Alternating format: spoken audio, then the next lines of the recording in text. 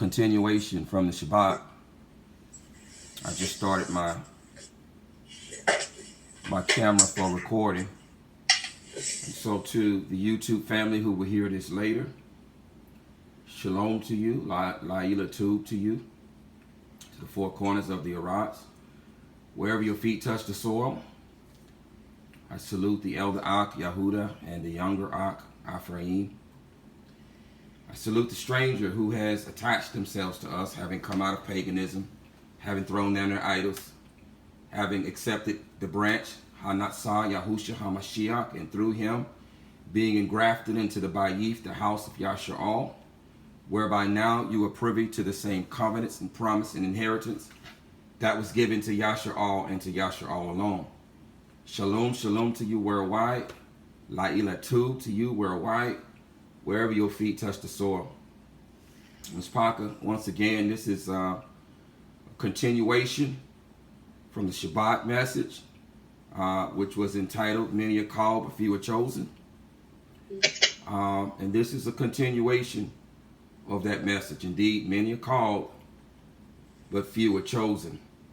The title of this message, or this teaching, is Yahuwah paid for a virgin, not a whore. Yahuwah paid for a virgin, not a whore. I'm going to say it again. Out of the mouth of two or more witnesses, let every matter be established. Yahuwah paid for a virgin, not a whore. Not a whore. Many of you have heard me say on many occasions that there are 4 levels of scriptural interpretation. 4 levels of scriptural interpretation. And many of you have heard me say before that when studying scripture, we should always apply the 4 levels of scriptural interpretation in order to get a proper context of what the text is trying to tell us and what the text is trying to teach us.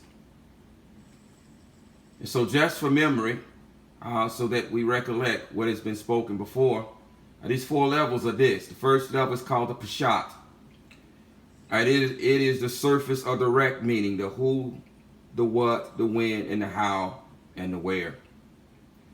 The second level is the Remez. It means a hint towards something.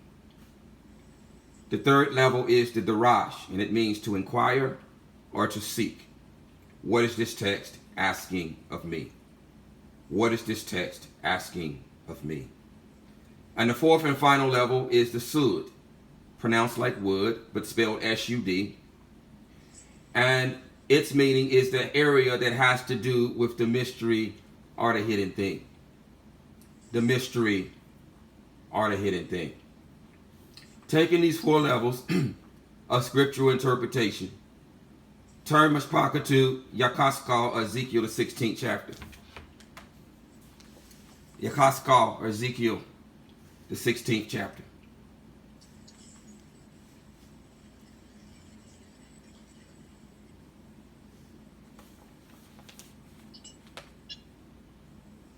This is a rather lengthy chapter. It is a rather lengthy chapter, but I'm going to read down through verse 63 because there are some things within this chapter that needs to be captured to lay the foundation of this message slash teaching.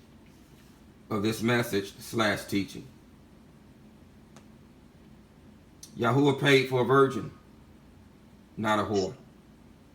He paid for a virgin, not a whore. So beginning at verse 1 in chapter 16 of Ezekiel, or properly called Yakaskal, we read, Again the word of Yahuwah came to me, saying, Son of man, make known to Jerusalem her abominations, her abominations, her abominations, and say, Thus said the Master Yahuwah to Jerusalem, Your origin and your birth are from the land of Canaan. Your father was an Amorite, and your mother a Kittite. As for your birth, on the day you were born, your navel cord was not cut, nor were you washed in water for cleansing. And you were not rubbed with salt at all, nor wrapped in cloth at all. No eye felt sorry for you to do any of these for you, to have compassion on you. But you were thrown out into the open field, to the loathing of your life on the day that you were born. I pray that you're taking heed to these words, because many of us had lowly beginnings like this. Many of us had lowly beginnings like this, where we didn't come from anything. We came from lowly places. We came from very lowly places where no one really paid attention to us. No one really cared about us. We were nothing special. Indeed, the HaMashiach came in the same way. He was really of no rapport. He wasn't a handsome man. He was a lowly carpenter. Not much to look at. Indeed, he came the same way. Many of us can relate to this. Then I passed by you and saw you trampled down in your own blood.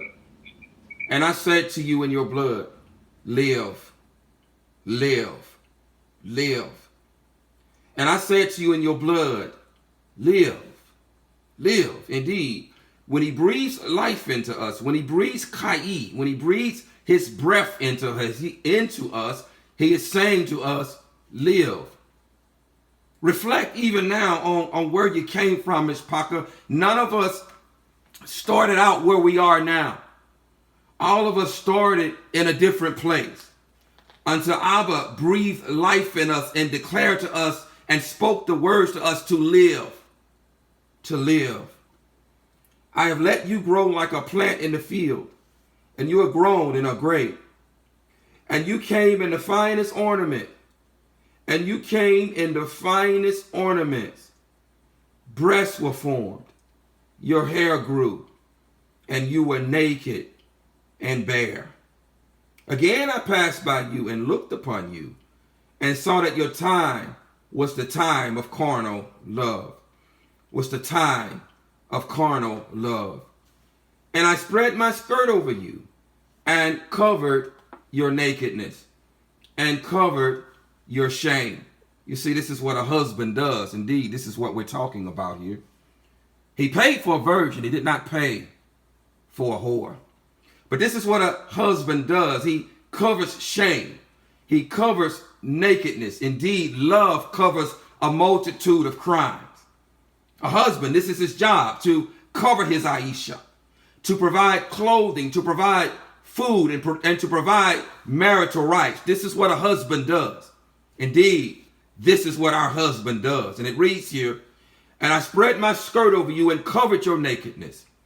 He covered our shame, akin to him doing the same thing to our mother Kua and our father Adam when they discovered their nakedness. He, like any good husband would do, he came and he covered their nakedness. He covered their shame. And he brought them near to himself. And I swore an oath to you.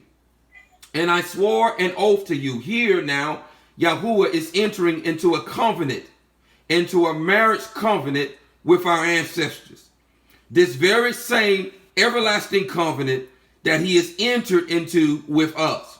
Here, he is speaking of an everlasting marriage covenant now that he's entering into with our ancestors. But our ancestors started with a lowly beginning. He paints a very vivid description of a baby, of a child being born that was just thrown out into the field, that was still bloody, and no one even took the time to cut the navel cord.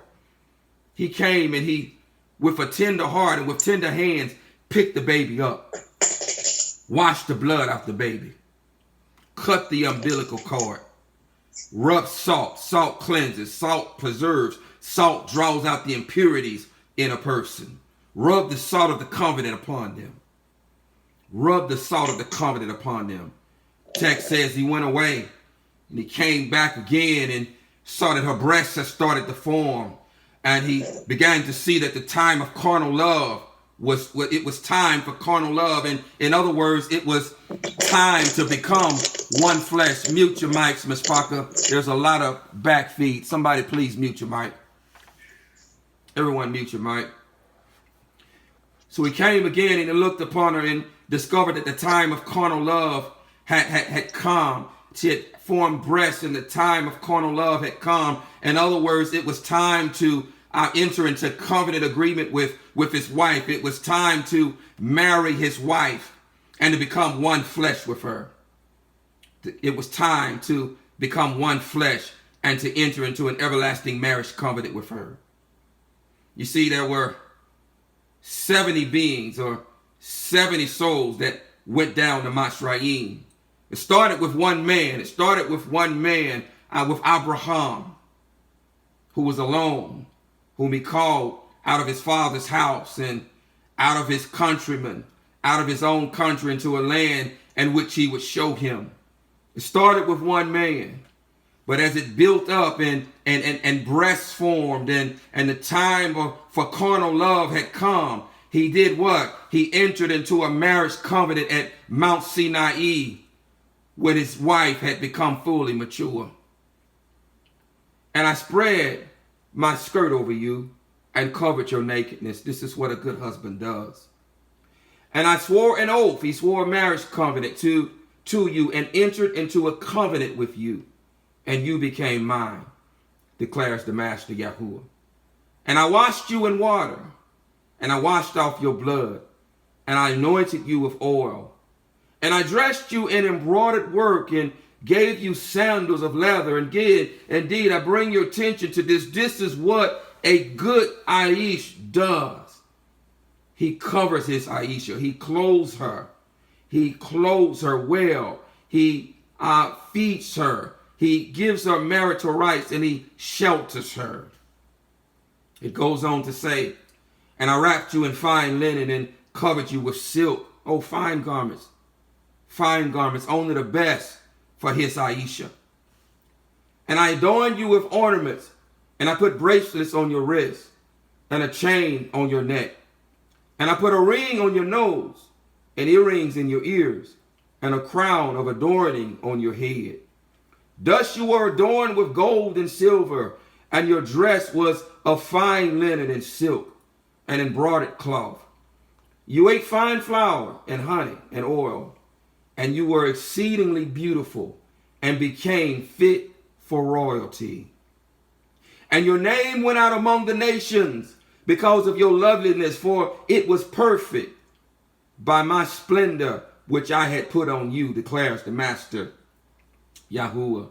Indeed, at one time the name of Yashar'al, the acclaim of Yashar'al was worldwide. During the time of Shalama.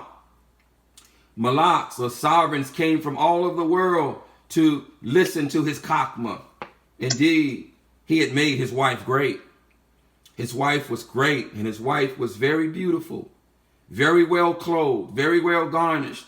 His wife was very beautiful. His wife was more beautiful than any of the women in the Arats, than any of the 70 women or 69 women in the Arats. Indeed, there's 70 nations on the tablets of Shamayim. But this one wife was more beautiful than all the rest. She was more beautiful and more desired than all the rest of the women on the face of the Arats. But listen, but you trusted in your own loveliness and whored because of your name, and poured out your whorings on everyone passing by who would have it. And you took some of your garments and made multicolored high places for yourself. They began to whore. They began to excuse the vernacular, but they began to give up the cookies. And they began to commit adultery and hoard on them. This is to say that they began to worship other mighty ones on high places and in groves of trees where they worship Asherah to try to cover up what they were doing. Not understanding that Abba Yahuwah sees all. He sees all. He sees your whoring. He sees your whoring. Indeed, his eyes go to and fro looking for a heart that's perfect towards him. He sees every hidden thing. Nothing is hidden from him. Everything is naked before his eyes.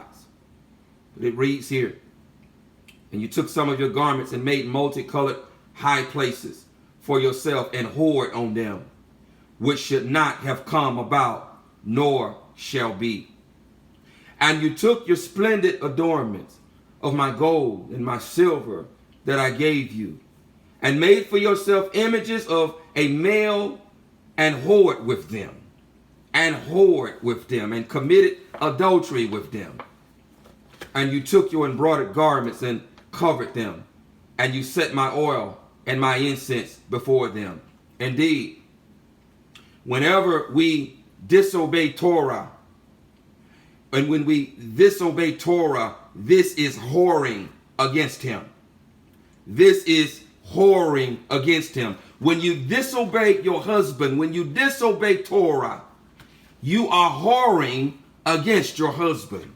You are committing adultery against your husband.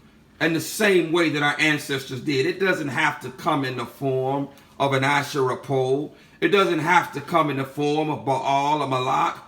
It doesn't have to come in the form of them. It can come in some other form, but whoring is whoring. Whoring is whoring. And the same judgment applies to all whoring. The same judgment applies to all whoring. Divorce. Divorcement. Yes, it does. Yes, it does. And my food which I gave you, fine flour and oil and honey which I fed you, you set it before them as sweet incense.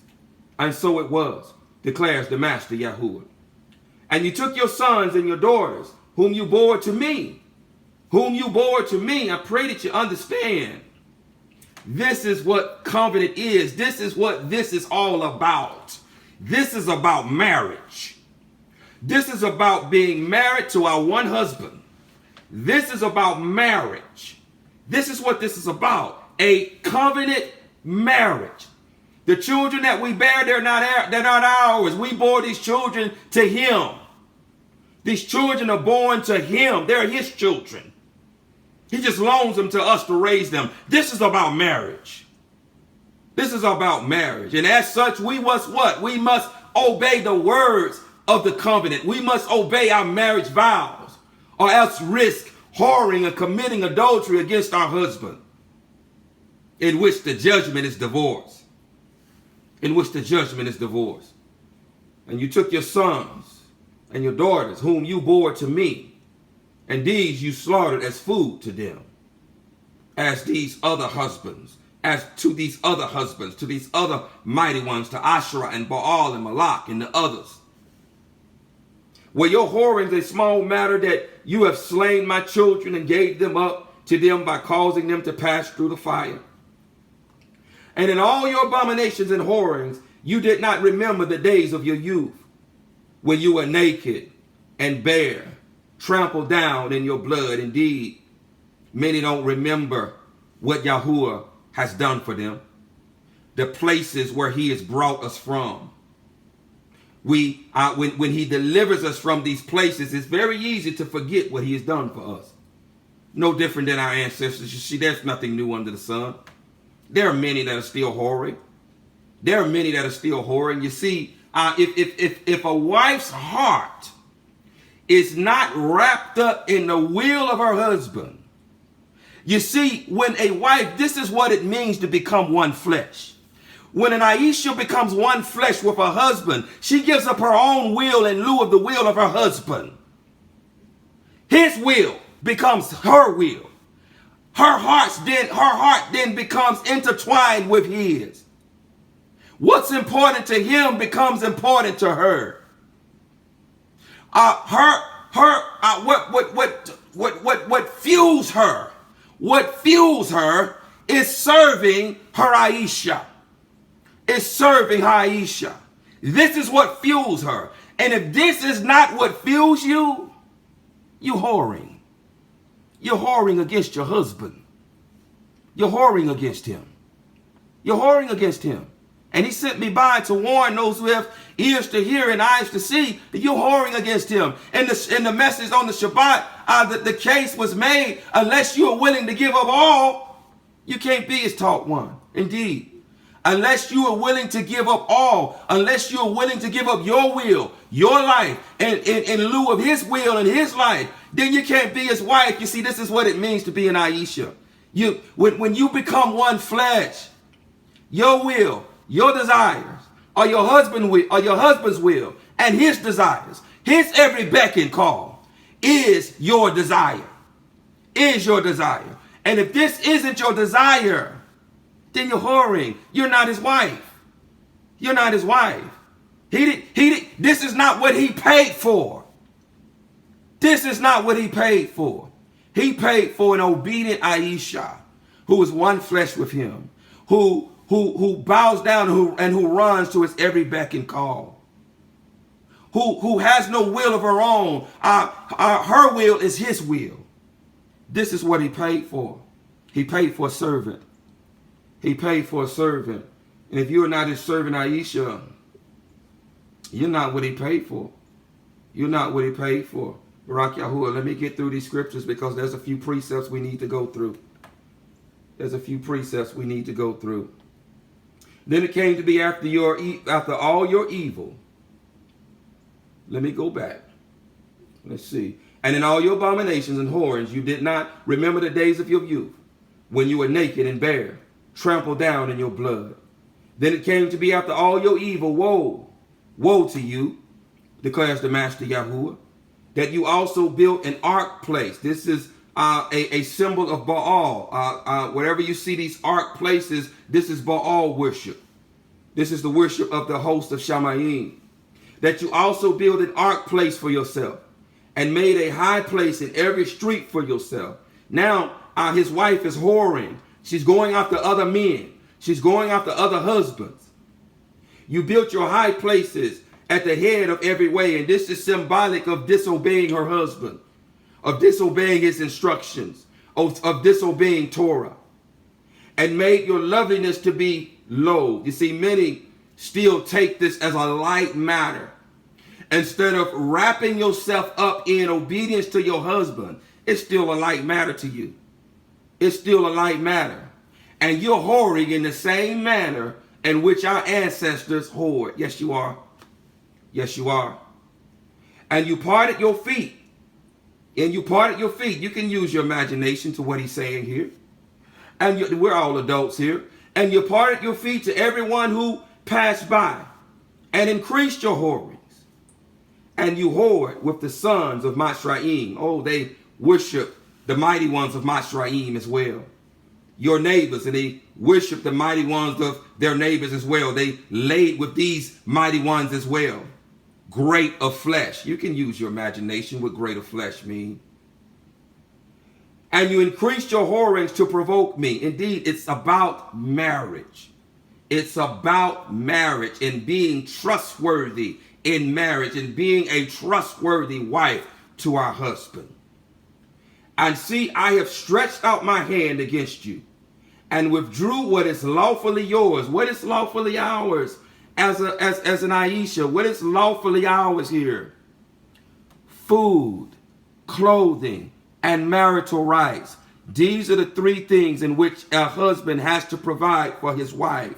And if he does not provide these three things for his wife, then he is to let her go. He is to give her a certificate of divorce and send her away. And so here, this is what he is saying.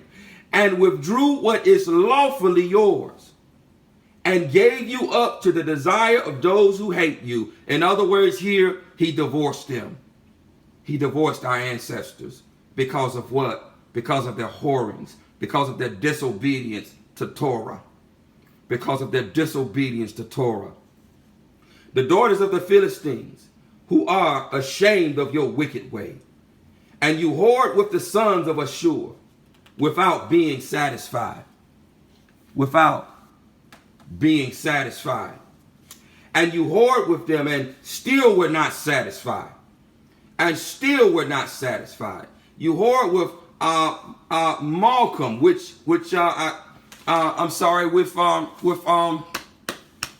Dagon, the mighty one of the Philistines. They were sleeping with, having all of these foreign mighty ones. You see, this is what he equates to. He equates worship of them to whoring with them, to having sex with them. Indeed, if you worship these mighty ones, If you worship them, guess what?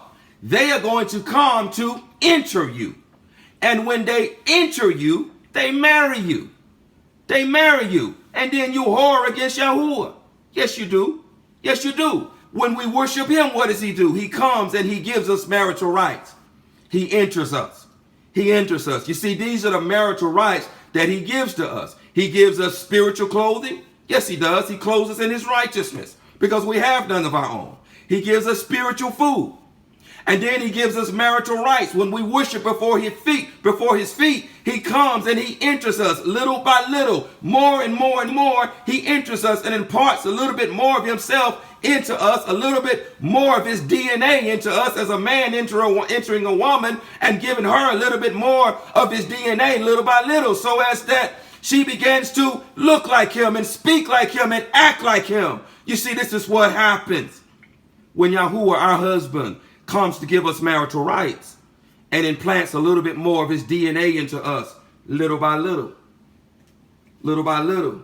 But if we're disobeying him in lieu of worshiping foreign mighty ones, you see, they do the same thing. This is why this is looked at as whoring, because they come and they enter as a man entering a woman, and then there's a covenant agreement made there. There's a marriage agreement there, and guess what? Then they began to plant a little bit of their DNA into a person, a little bit at a time. Yes, they do. Yes, they do.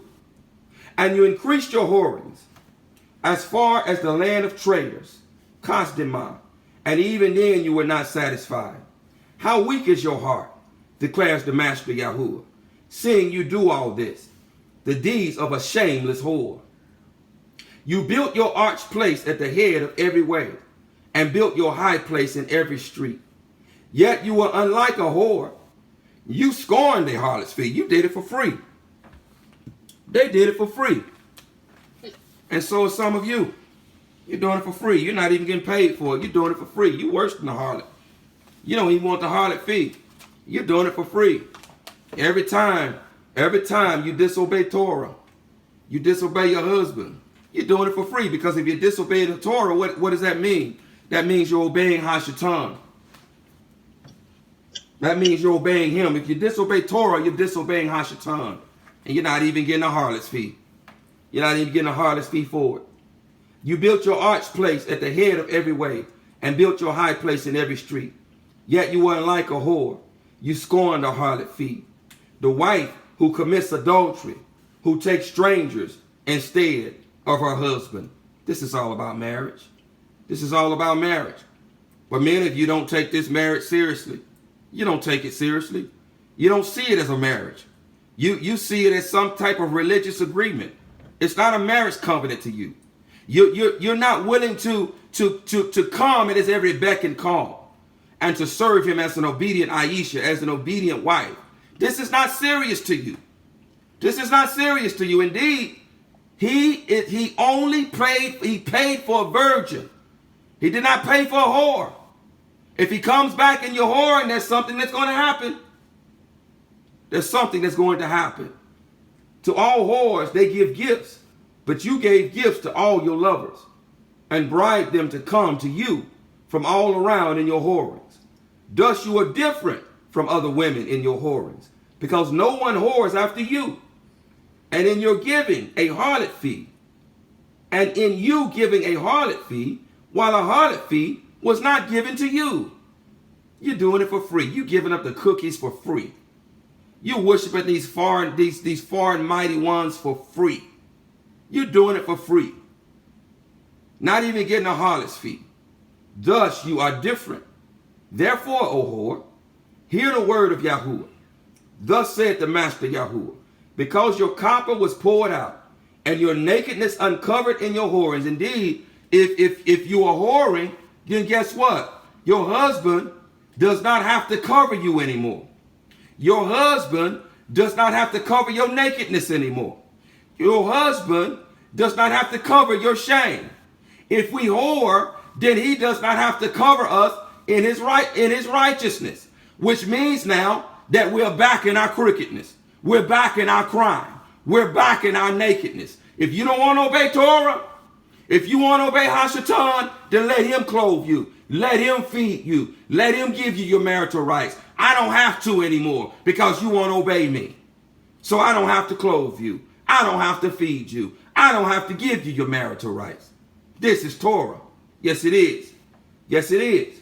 Because your copper was poured out and your nakedness uncovered in your whorings with your lovers and with the idols of your abominations. And because of the blood of your children which you gave to them, therefore, see, I am gathering all your lovers with whom you took pleasure, all those who love, with all those you hated.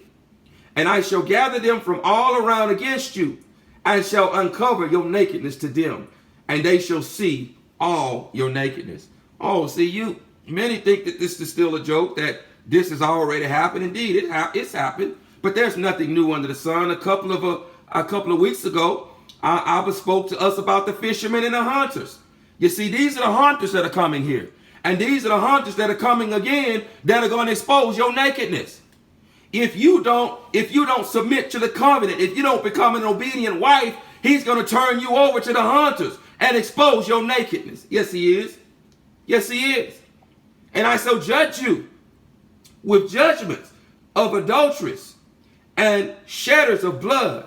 And I shall bring on you the blood of wrath and jealousy.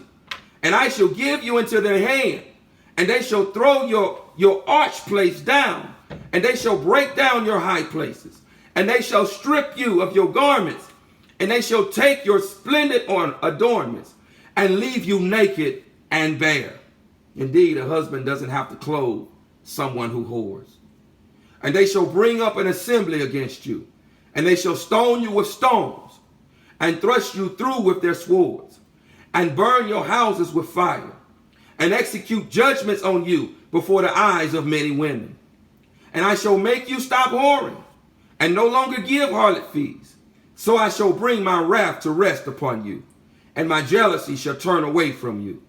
And I shall be calm, and no longer be vexed, because you did not remember the days of your youth, but troubled me with all this.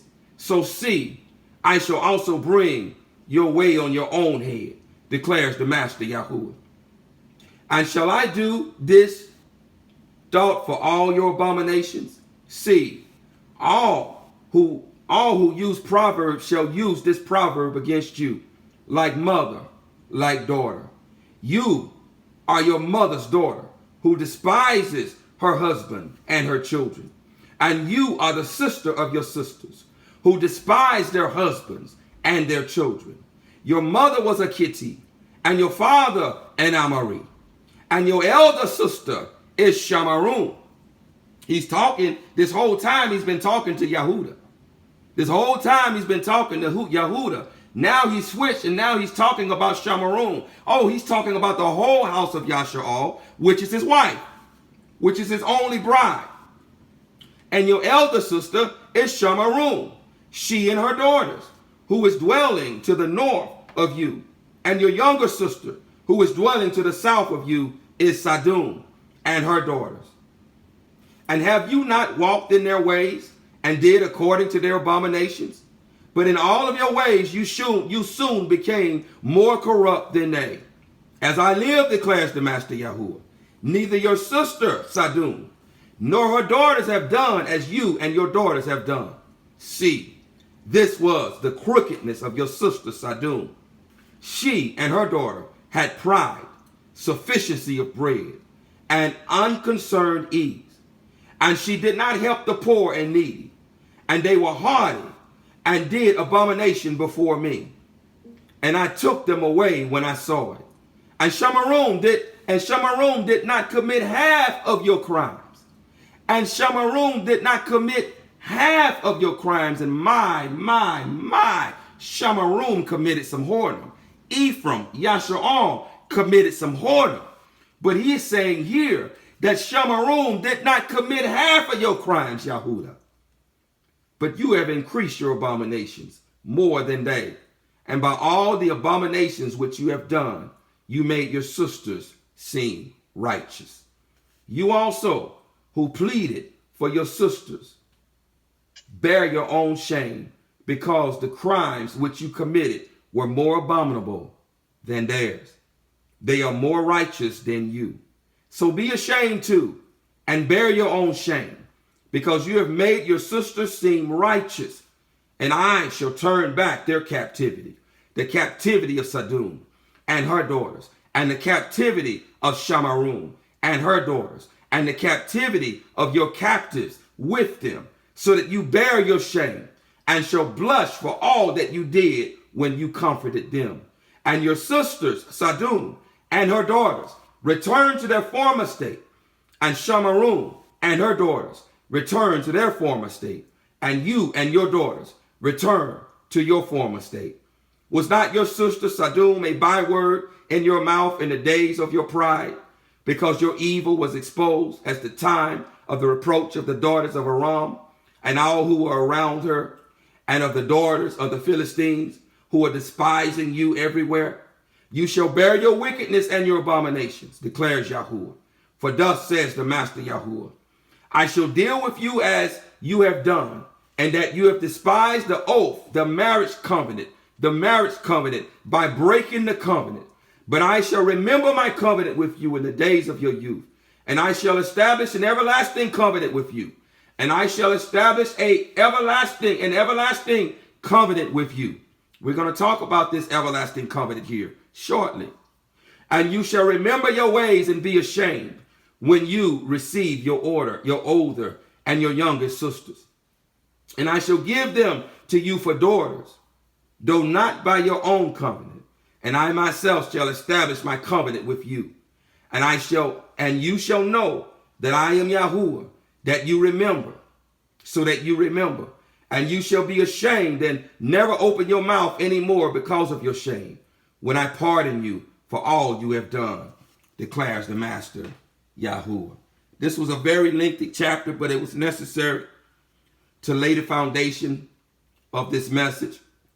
With this chapter begins talking about Yasha'al when Yasha'al was a child, was born and just thrown out into the field, bloody, still having the umbilical cord attached to them. And nobody showed them pity. Nobody showed them love. Nobody showed the child care. Yahuwah came along and washed the blood off and cut the umbilical cord. He showed great care and great compassion towards this child. And he rubbed salt on this child. The text declares that he went and he came back again, and he saw that the child that had grown now had began to grow breasts and had begun to become shapely. And he declares that the time of carnal love had arrived. And in other words, the time of becoming one flesh, of entering into a marriage covenant with this woman had now come to pass. And so it began again with Abraham. It began with Abraham. And then when the time of carnal love came, this was the time of Mount Sinai, when he entered into a marriage covenant with our ancestors.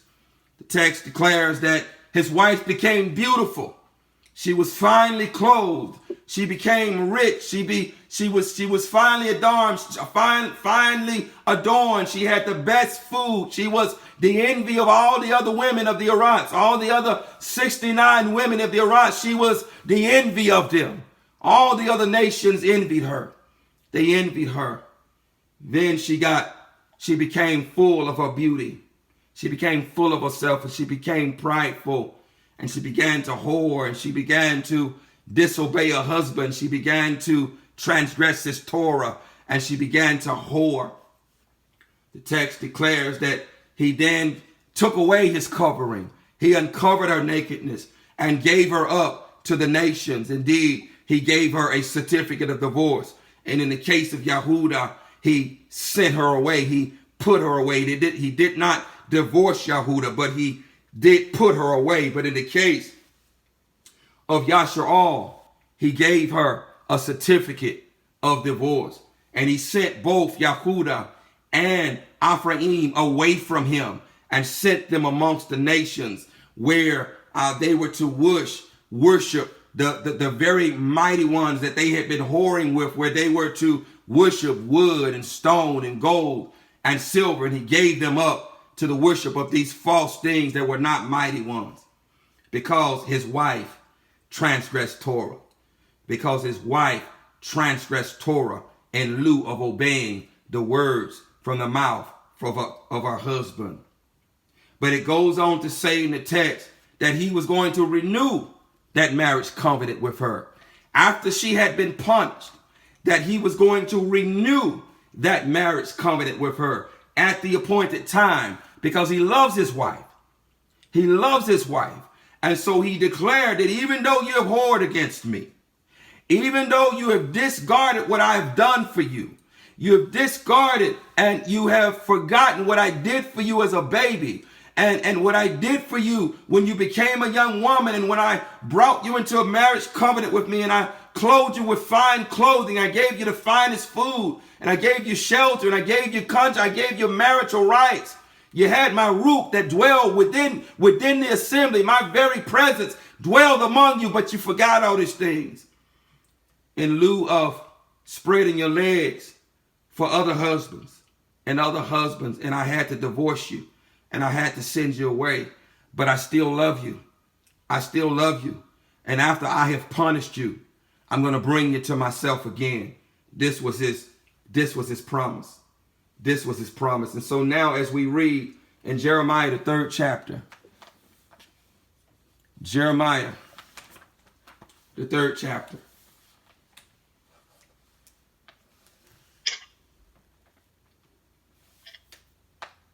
verses 1 through 11. Yahu, the 3rd chapter, verses 1 through 11, beginning at verse 1, we read, Elohim said, if a man puts away his wife, and she goes from him and becomes another man's, does he return to her again?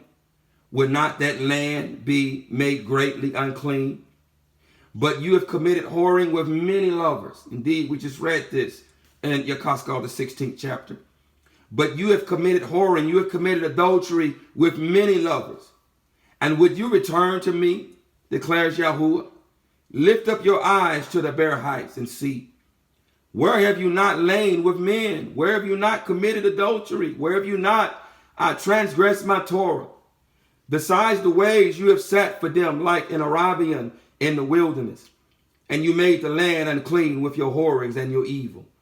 Therefore the showers have been withheld, and there have been no latter rain. You have had a whore's forehead. You refuse to be ashamed. Shall you not from now on cry to me, my father? You are the guide of my youth. Does one bear a grudge forever? Does one keep it to the end? See, you have spoken and done the evils that you could.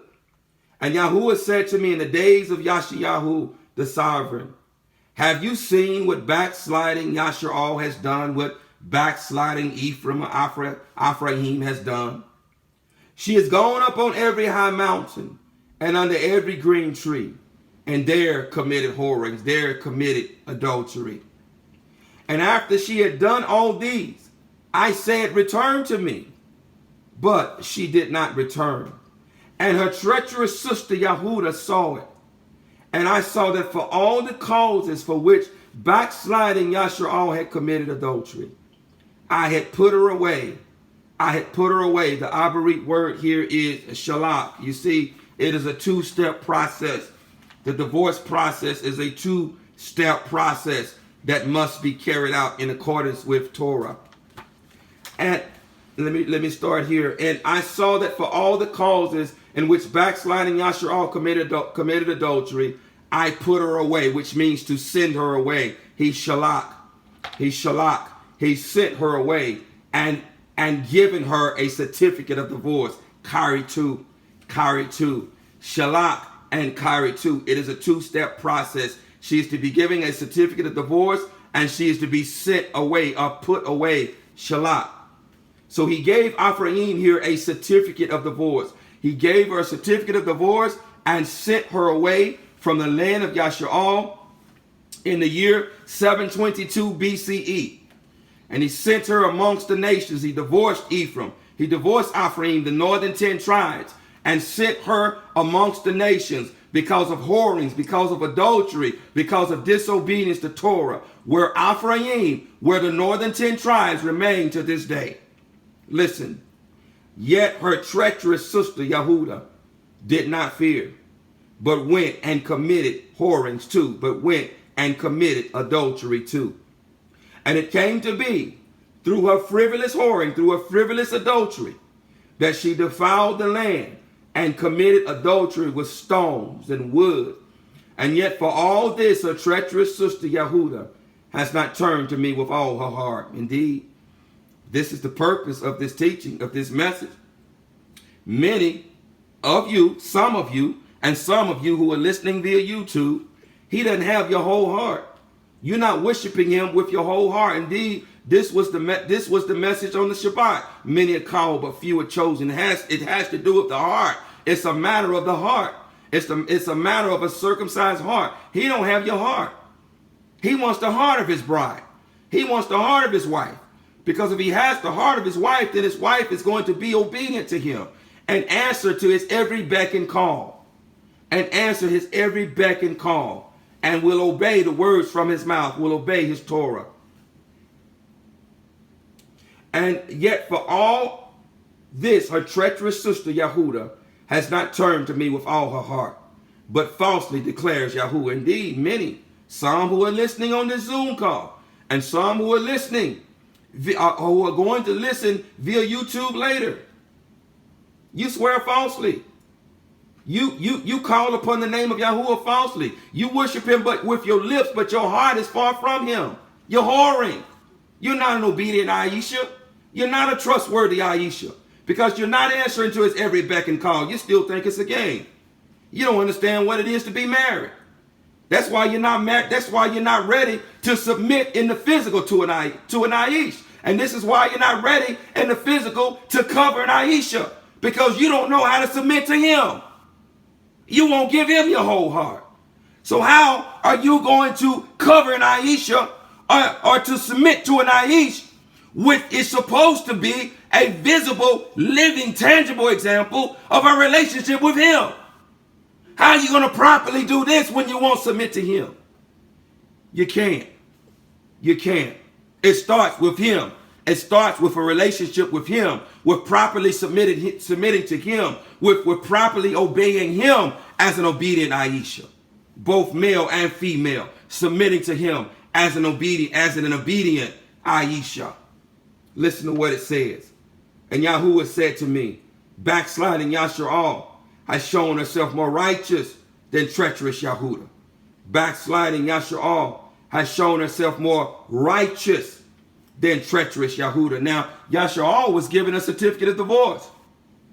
Yashar'al, Ephraim, was given a certificate of divorce. But it reads here, and Yahuwah said to me, backsliding Yashar'al has shown herself more righteous than treacherous Yahudah. Indeed, Yahudah is treacherous.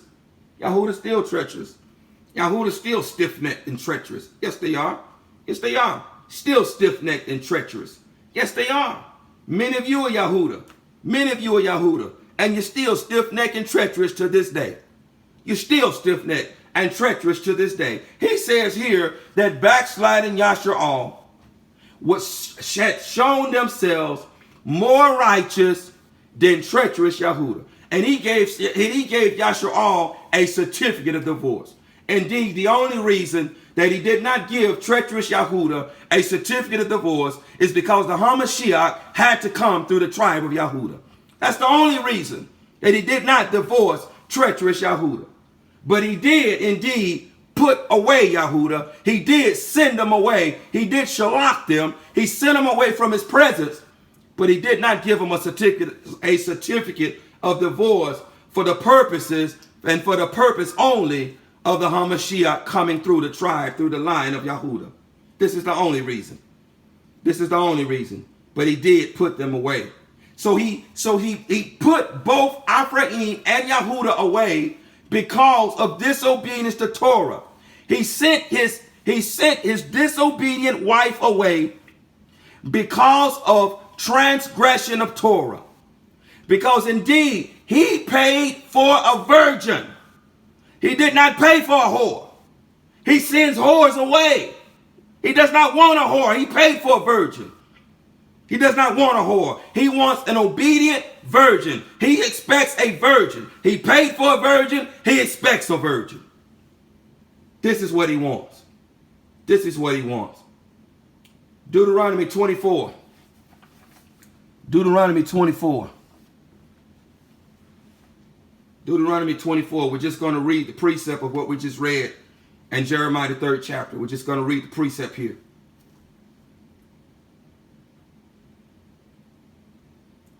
Deuteronomy, Dabarim, chapter 24, verse 1 through 4. We're just going to read this precept. When a man takes a wife, an Aisha, and shall marry her, then it shall be, if she finds no favor in his eyes, because he has found a matter of uncoveredness or uncleanness or nakedness in her, and he shall write her a certificate of divorce and put it in her hand and send her out of his house. Indeed, it's a two-step process. A writ or a certificate of divorce must be given, a karitu. Certificate of divorce, the Abri word here is karitu. And then he is to shalak, send her away. Yahuda was simply shalak. She was simply sent away. Ephraim was given a karitu, a certificate of divorce, and then shalak, and then sent away. And then sent away.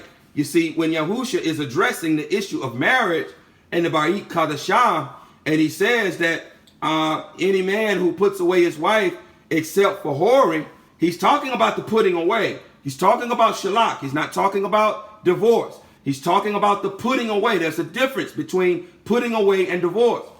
He's talking about putting away. Thus, he says, if a man simply puts away his wife for any matter except for whoring, and then she goes and joins herself to another man,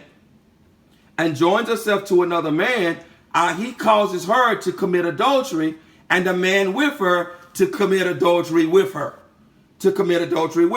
Because she was not giving a certificate of divorce. These men during this time were simply putting these women away, giving them a certificate of divorce, whereby they could not go and marry again.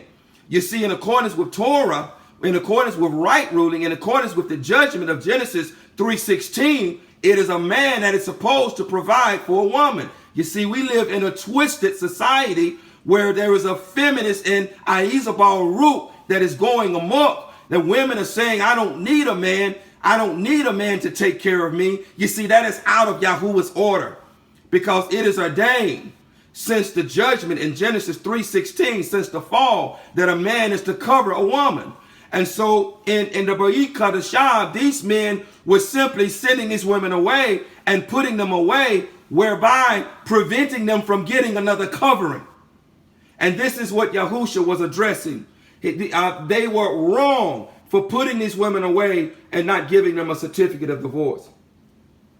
So reading this again, when a man takes a wife and shall marry her, then it shall be, if she finds no favor in his eyes, because he has found a matter of uncoveredness in her, and he shall write her a certificate of divorce, carry to, and put it in her hand, and send her out of his house, shalak. And if she left this house and went and became another man's wife. Now, if she receives a certificate of divorce, she can go and marry again. And the latter husband shall hate her and write her a certificate of divorce and put it in her hand and send her out of his house. Or when the latter husband dies, who took her to be his wife, then her former husband, who sent her away, is not allowed to take her back to be his wife after she has been defiled, for that would be an abomination before Yahuwah. And do not bring crime on the land which Yahuwah your Elohim has given you as an inheritance. And so this is a precept to what we just read in Jeremiah, the 3rd chapter. And so if a woman is given a certificate of divorce, irrespective of what the false Christian church says, she can go and marry again. She can go and become another man's wife. Thus, we see the woman at the well who had 5 husbands. She had 5 husbands. And Yahusha did not rebuke her for that, because there was nothing to rebuke. If she had received certificates of divorce, she could go and remarry again. 10 husbands. If all 10 of them give her certificates of divorce.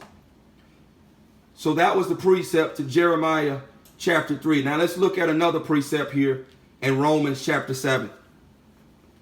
Romans chapter 7. Let's look at another precept in Romans chapter 7. And we're going to read verse 1 through 4. Again, I draw your attention back to the 4 levels of scriptural interpretations because we're going somewhere. I was going somewhere with this. I draw your attention back to the 4 levels of scriptural interpretation. Let's look now at Romans chapter 7. And we're going to read verses 1 through 4. Verses 1 through 4. It reads here, do you not know, brothers? For I speak to those knowing the Torah. Now, if you understand, if you read this text, specifically Romans, you understand that Sha'al or Paul here is talking to Yahudim. He is talking to Yahuda. He is talking to Yahudim here. So that you understand, he's talking to Yahudim who did not receive a certificate of divorce, but who was put away, who was sent away, who was sent away. Just to add context to what we're reading. Do you not know, brothers? For I speak to those knowing the Torah. This is why they knew the Torah. He's speaking to Yahudim. That the Torah rules over a man as long as he lives. That the Torah rules over a man as long as he lives. Listen, for the married woman has been bound by the Torah to the living husband. But if the husband dies, she is released from the Torah concerning her husband. Concerning her husband. Now, so then, while her husband lives, she shall be called an adulteress if she becomes another man's. Now, we just read Deuteronomy, the 24th chapter, that if a woman receives a certificate of divorce, she can go and remarry. But if a woman was only sent away and put away, and then she goes and marries another without her husband having died, she commits adultery. And the man lying with her, marrying her, also commits adultery. So here he's talking to Yahudim, who had not received a certificate of divorce, but was sent away from the presence of Yahuwah. They had been put away because of their adulteries. Yahudah had been put away. Ephraim indeed also had been put away and divorced.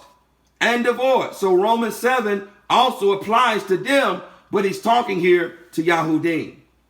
But if her husband dies, she is free from that part of the Torah, so that she is not an adulteress, having become another man. So if her husband dies, if she's in a put away state or put away status, and her husband dies, she can go and remarry again.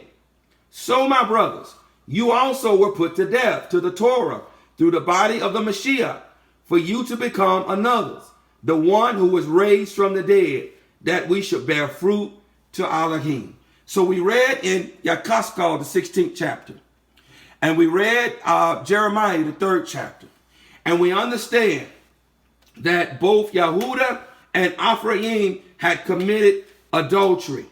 They had committed adultery, and that Ephraim, because of it, was given a certificate of divorce and sent away, Shalak. And because of Yahudah's adulteries against her husband, she was sent away. She was sent away. Now, Ephraim, having been divorced and sent away, and having joined herself with other husbands, with other foreign mighty ones, having gone to other nations and worshiped wood and stone and gold and silver, now having joined themselves with other husbands, they could no longer return to their first husband, because that would bring an abomination on the land. So Ephraim could never return back to the first husband.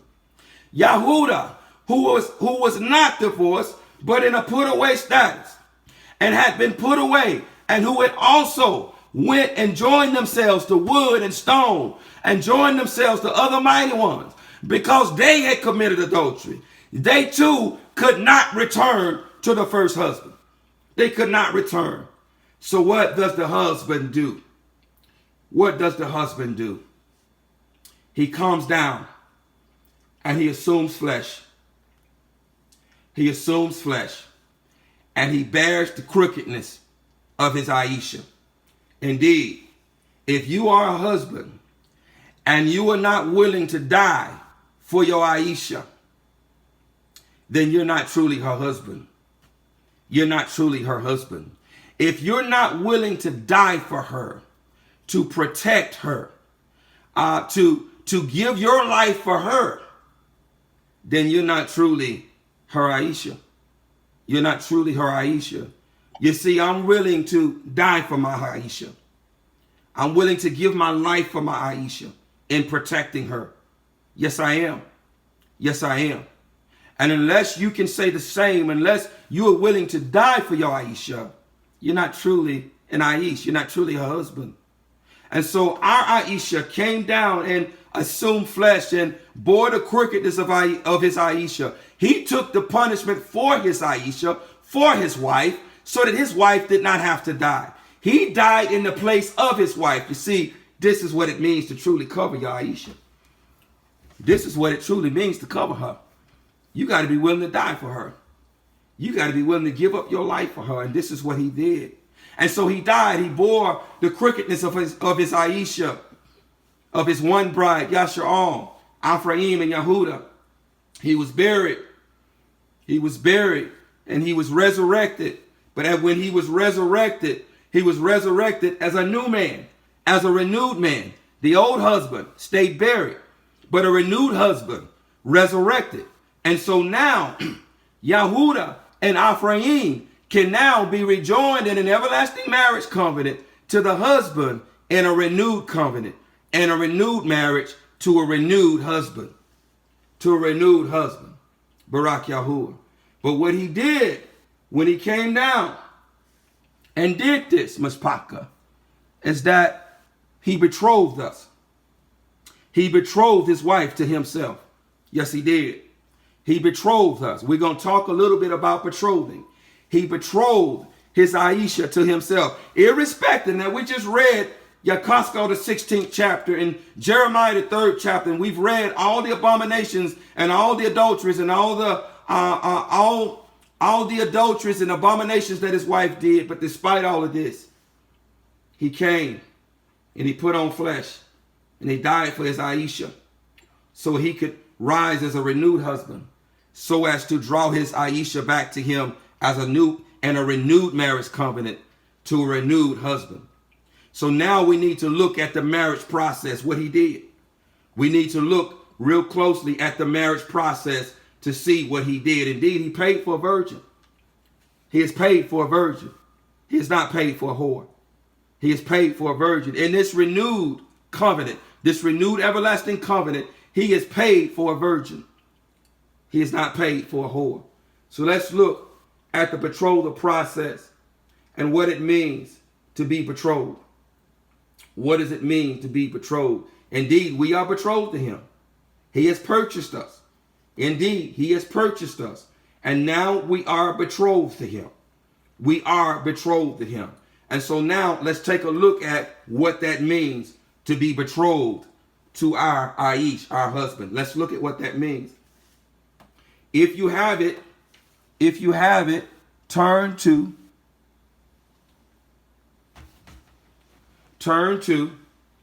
the Forgotten Books of Adam and Eve, or the Forgotten Books of Adam and Kua, chapter 72.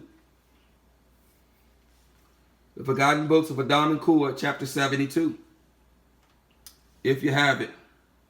If you don't have it, you can go to Google and type in the Forgotten Books of Eden and read a free PDF.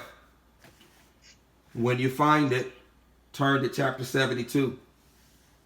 Turn to chapter 72. Or if not, if you don't want to read along for the sake of time, write this down. Forgotten Books of Adam and Kua, chapter 72. The Forgotten Books of Adam and Kua, chapter 72. I'm going to start reading this for the sake of time, because this is the 4th day of the week, and I don't want this message to be too long. But I do want this message to be received. Verse 1. Then Satan and 10 from his host transformed themselves into maidens, unlike any others in the whole world, for favor. They came up out of the river in presence of Adam and Kua, and they said among themselves, Come, we will look at the faces of Adam and of Kua, who are of the men upon earth. How beautiful they are. and how different is their look from our own faces. Then they came to Adam and Kua and greeted them, and stood wondering at them. Adam and Kua looked at them also, and wondered at their beauty, and said, Is there then under us another world with such beautiful creatures as these in it? And those maidens said to Adam and Kua, Yes, indeed, we are an abundant creation. Then Adam said to them, But how do you multiply?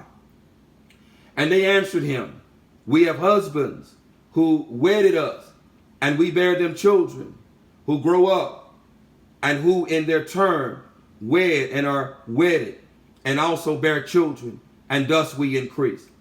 And if so be, O Adam, thou wilt not believe us, we will show thee our husbands and our children. Then they shouted over the river as if to call their husbands and their children who came up from the river, when men and children and every one came to his wife, his children being with him. But when Adam and Kua saw them, they stood dumb and wondered at them. Then they said to Adam and Kua, You see, our husbands and our children wed Kua as we wed our wives, and you shall have children the same as we. This was a device of Satan to deceive Adam. Satan also thought within himself. Elohim at first commanded Adam concerning the fruit of the tree, saying to him, Eat not of it, else of death thou shalt die.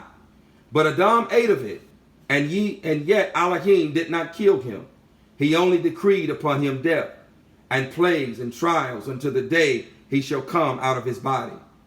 Now then, if I deceive him to do this thing, and to wed Kua without Elohim's commandment, Elohim will kill him then. Therefore did Satan work this apparition before Adam and Kua, because he sought to kill him and to make him disappear from the face of the earth. Meanwhile, the fire of crime came upon Adam, and he thought of committing crime, but he restrained himself, fearing lest if he followed the advice of Satan, Elohim would put him to death. Then Adam and Kua arose and prayed to Elohim, while Satan and his host went down into the river in presence of Adam and Kua, to let them see that they were going back to their own regions. Then Adam and Kua went back to the cave of treasures, as they were wont about evening time, and they both arose and prayed to Elohim that night.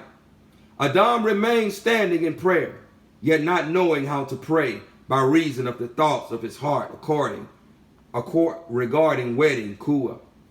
And he continued so until morning. And when light arose, Adam said unto Kua, Arise, let us go below the mountain, where they brought us gold, and let us ask Yahuwah concerning this matter. Verse 18. Then Kua said, What is that matter, O Adam? And he answered her, That I may request Yahuwah to inform me about wedding thee. For I will not do it without his order, lest he make us perish, thee and me. Indeed, if a woman is a virgin and still under her father's covering, under her father's roof, then the man must, in proper order, must ask permission of the father. He indeed must purchase her. There must be a purchase. He must purchase her from her father. For those devils has set my heart on fire. And this is what is happening here. Adam is going to purchase Kua from her father. This process was established, this betrothal marriage process was established in the very beginning. And we too, to this day, are to follow this very same process. We are not to follow the ways of the heathens. For those devils have set my heart on fire with thoughts of what they showed us in their criminal apparitions. Then Kua said to Adam, Why need we go below the mountain? Let us rather stand up and pray in our cave to Elohim to let us know whether this counsel is good or not. Then Adam rose up in prayer and said, O Elohim, thou knowest that we transgressed against thee. And from the moment we transgressed, we were bereft of our bright nature, and our body became brutish, requiring food and drink, and with animal desires. Command us, O Elohim, not to give away to them without thy order, lest thou bring us to nothing. For if thou give us not the order, we shall be overpowered and follow that advice of Satan, and thou will again make us perish. If not, then take our souls from us. Let us be rid of this animal lust. And if thou give us no order respecting this thing, then sever Kua from me, and me from her, and place us each far away from the other. Yet again, O Elohim, when thou hast put us asunder from each other, the devils will deceive us with their apparitions, and destroy our hearts, and defile our thoughts towards each other. Yet if it is not each of us towards the other, it will, at all events, be through their apparitions when they show themselves to us. Here Adam ended his prayer. Turn the next page to the Forgotten Books of Adam and Kua, chapter 73. The Forgotten Books of Adam and Kua, chapter 73. Beginning at verse 1. Then Elohim looked upon the words of Adam that they were true, and that he could long await his order respecting the counsel of Satan. And Elohim approved Adam in what he had thought concerning this, and in the prayer he had offered in his presence. And the word of Elohim came unto Adam and said to him, O Adam, if only thou hadst had the caution at first, ere thou earnest out of the garden into this land. After that Elohim sent his messenger who had brought gold, and the messenger who had brought incense, and the messenger who had brought myrrh to Adam, that they should inform him respecting his wedding Kua. Then those messengers said to Adam, take the gold and give it to Kua as a wedding gift, and betroth her. In other words, purchase her. Purchase her. The woman must be purchased, because you are purchasing a servant. In the same way Yahusha purchased a servant. A man purchases a servant when he betroths an Aisha. He purchases her. Then give her some incense and myrrh as a present. And be ye thou and she one flesh. One flesh. And so this is the process. This is the process. It begins with a purchase. It begins with a betrothal. It begins with a betrothal. And then next comes the exchanging of vows and the marriage feast. And then, then comes the exchanging of vows and the marriage feast. And then comes the consummation of the marriage. And then comes the consummation of the marriage. This is the order. This is the order that's in place. And this is the very same order that Yahuwah himself is following with us. This is the very same order in which Yahuwah himself is following with us. Adam hearkened to the messengers and took the gold and put it into Kua's bosom in her garment and betrothed her with his hand. Then the messengers commanded Adam and Kua to arise and pray 40 days and 40 nights. And after that Adam should come into his wife, for then this would be an act pure and undefiled, and he should have children who would multiply and replenish the face of the earth. Then both Adam and Kua received the words of the messengers, and the messengers departed from them. Then Adam and Kua began to fast and to pray until the end of the 40 days. And then they came together as the messengers had told them.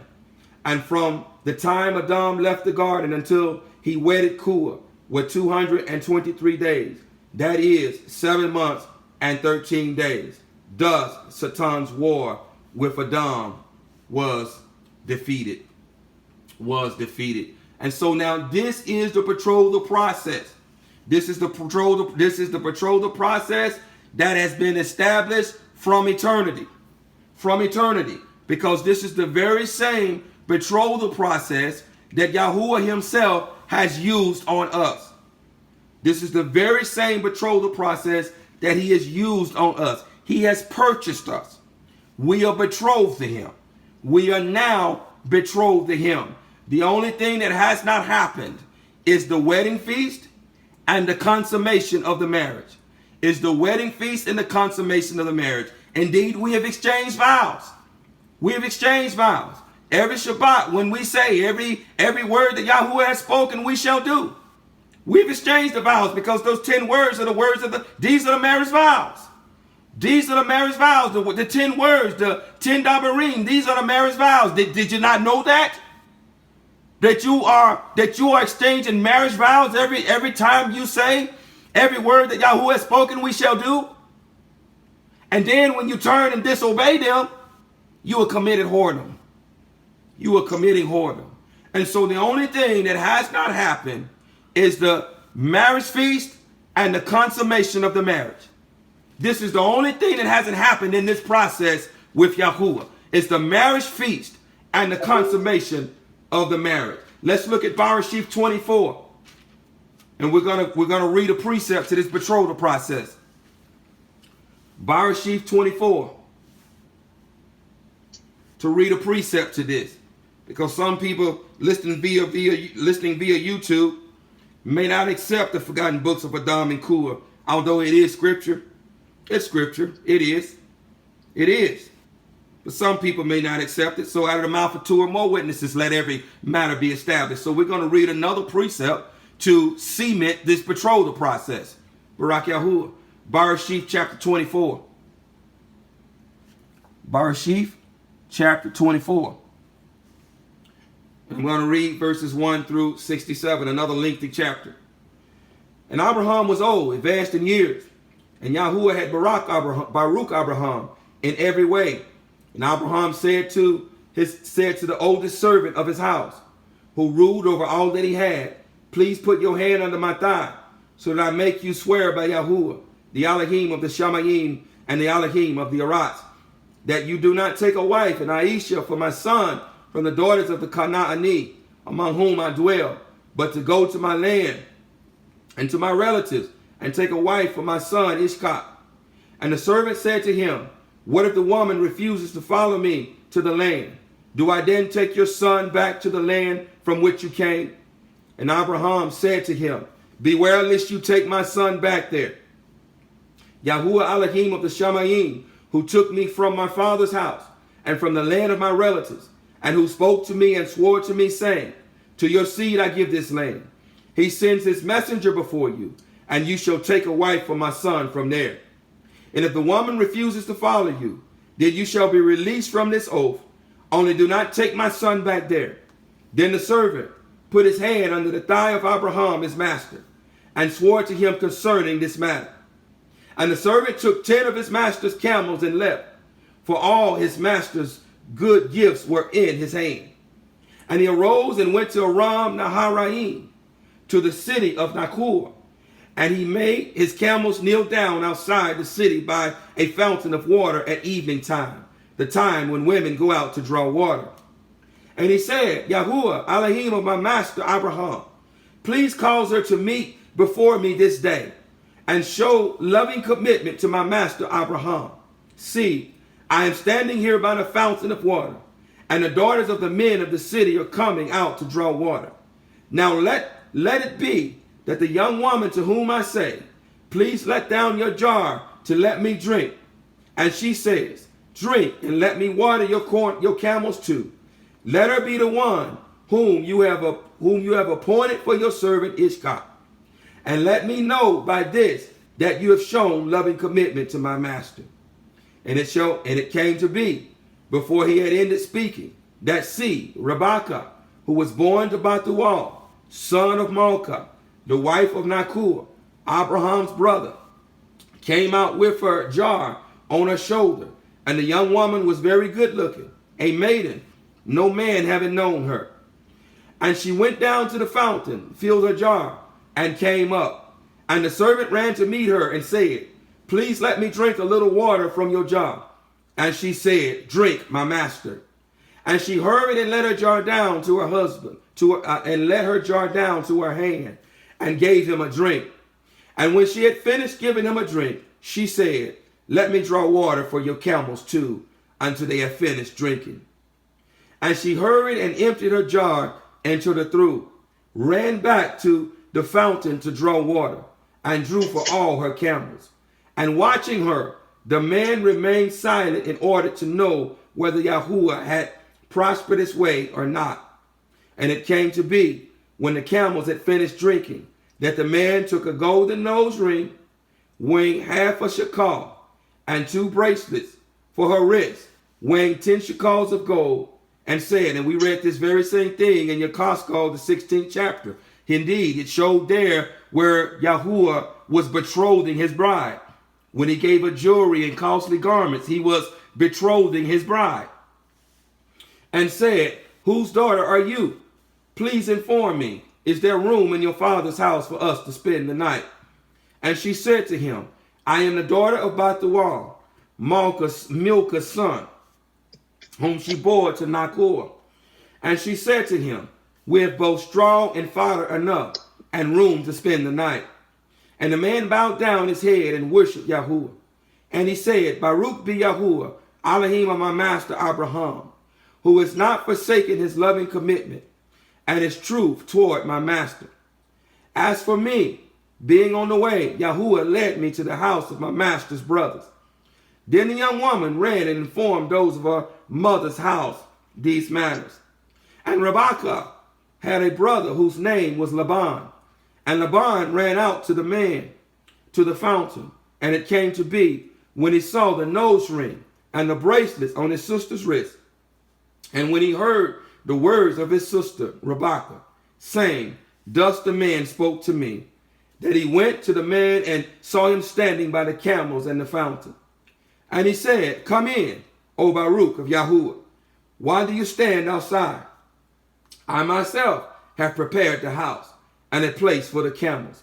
So the man came into the house while he unloaded the camels and provided straw and fodder for the camels and water to wash his feet and the feet of the men who were with him, and set food before him to eat.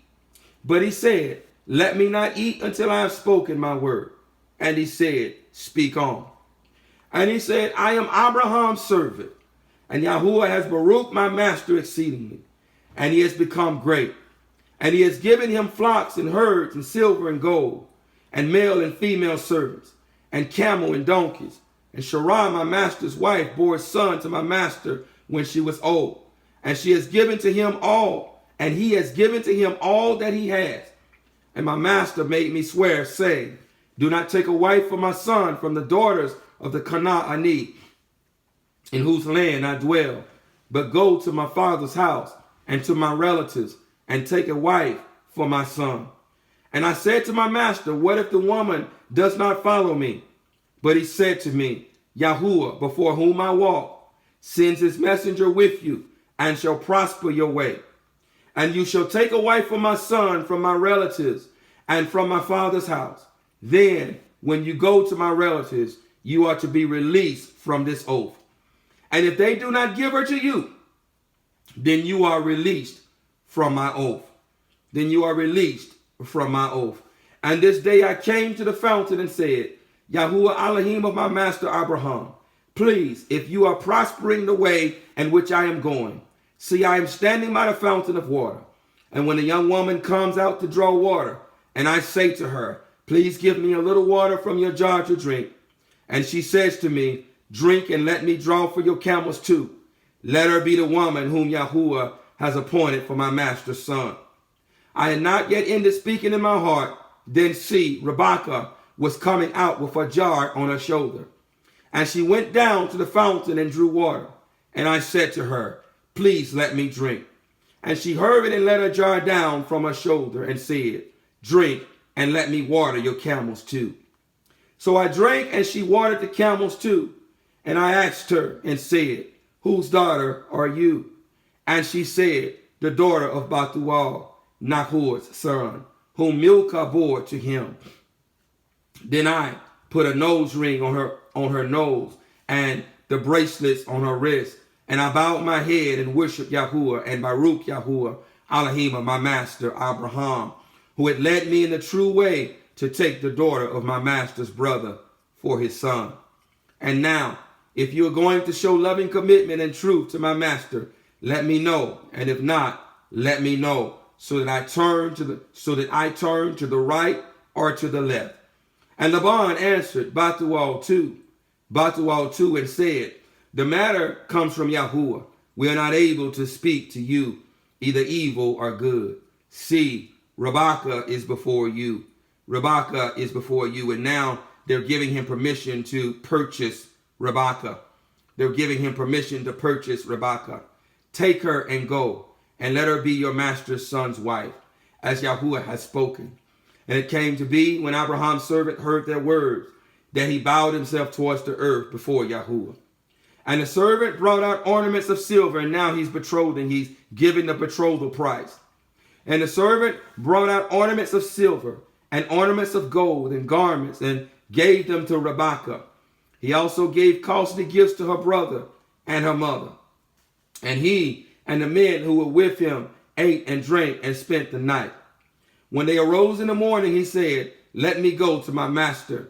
But her brother and her mother said, let the young woman stay with us a few more days, at least 10, then you go. And he said to them, do not delay me, since Yahuwah has prospered my way. Let me go so that I go to my master.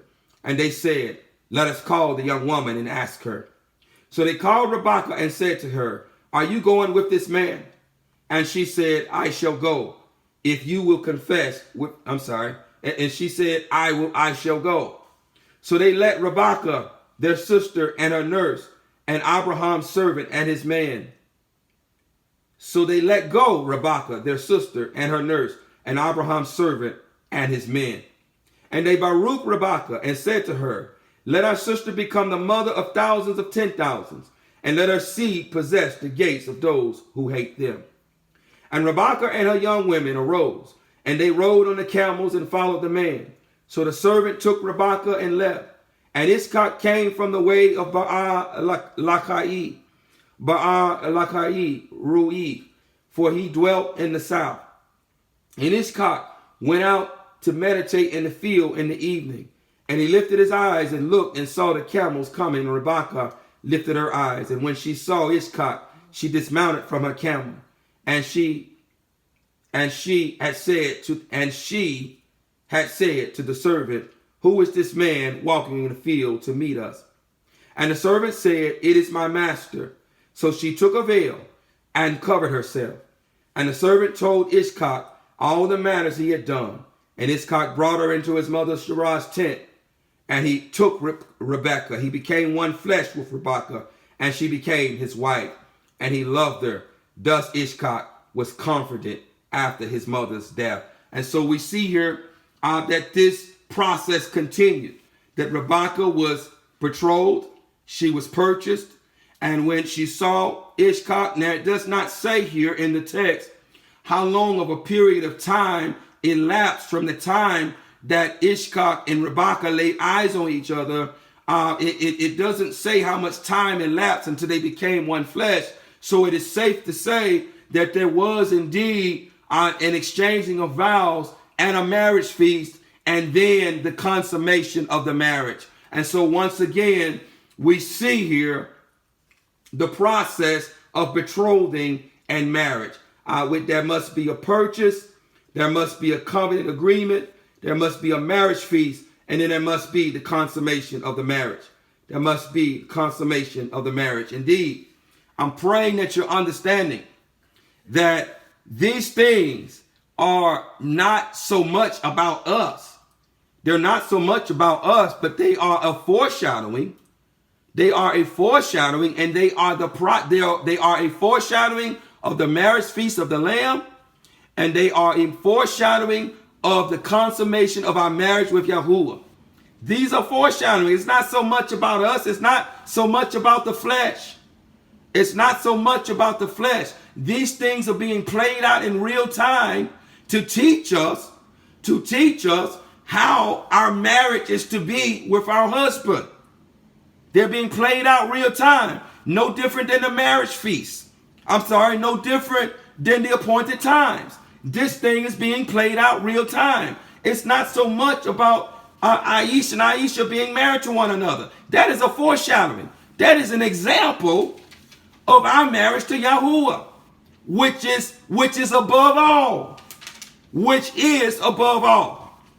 And so if a marriage is operating correctly, if we are following this process, if a marriage is operating correctly, then we ought to see this thing being worked out. We ought to see a visible, living, tangible example of what it means to be in marriage with Yahuwah. And that ought to make our marriage with Yahuwah easier to maintain. That ought to make it easier because we got an example to look at. We have an example to look at. But this is not so much about man and woman. This is about us and Yahuwah. This is about us and Yahuwah. And this is about us being trustworthy to him. This is about us being trustworthy to him. Turn to Deuteronomy chapter 22. Deuteronomy chapter 22.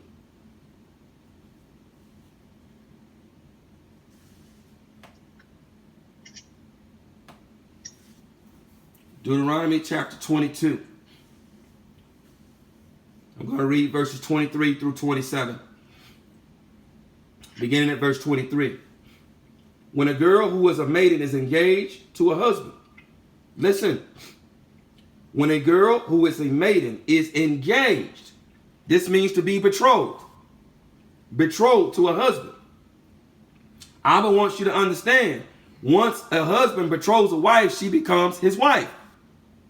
She becomes his wife. She is his property. She is his wife. Even before the wedding feast and the exchanging of the vows and the consummation of the marriage, she becomes his wife.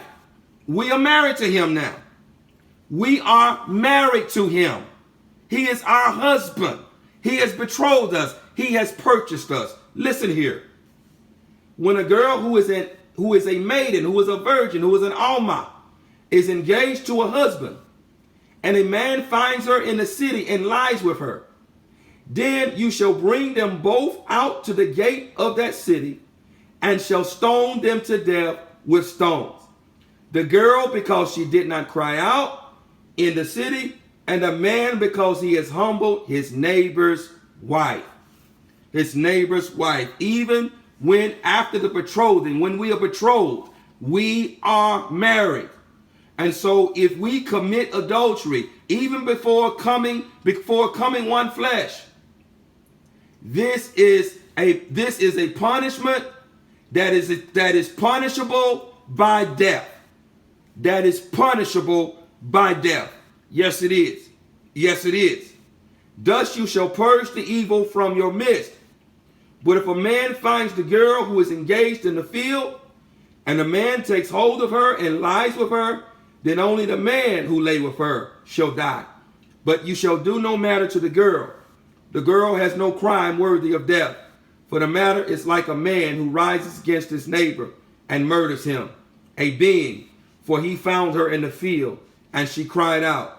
The engaged girl, the married girl, the betrothed girl, but without anyone to save her. Indeed, I pray you understand that the Torah is about instructions.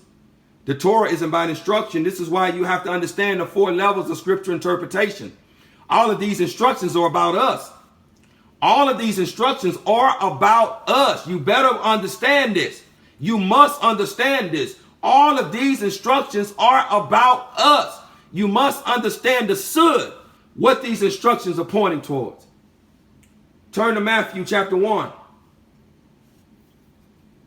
Matthew chapter 1.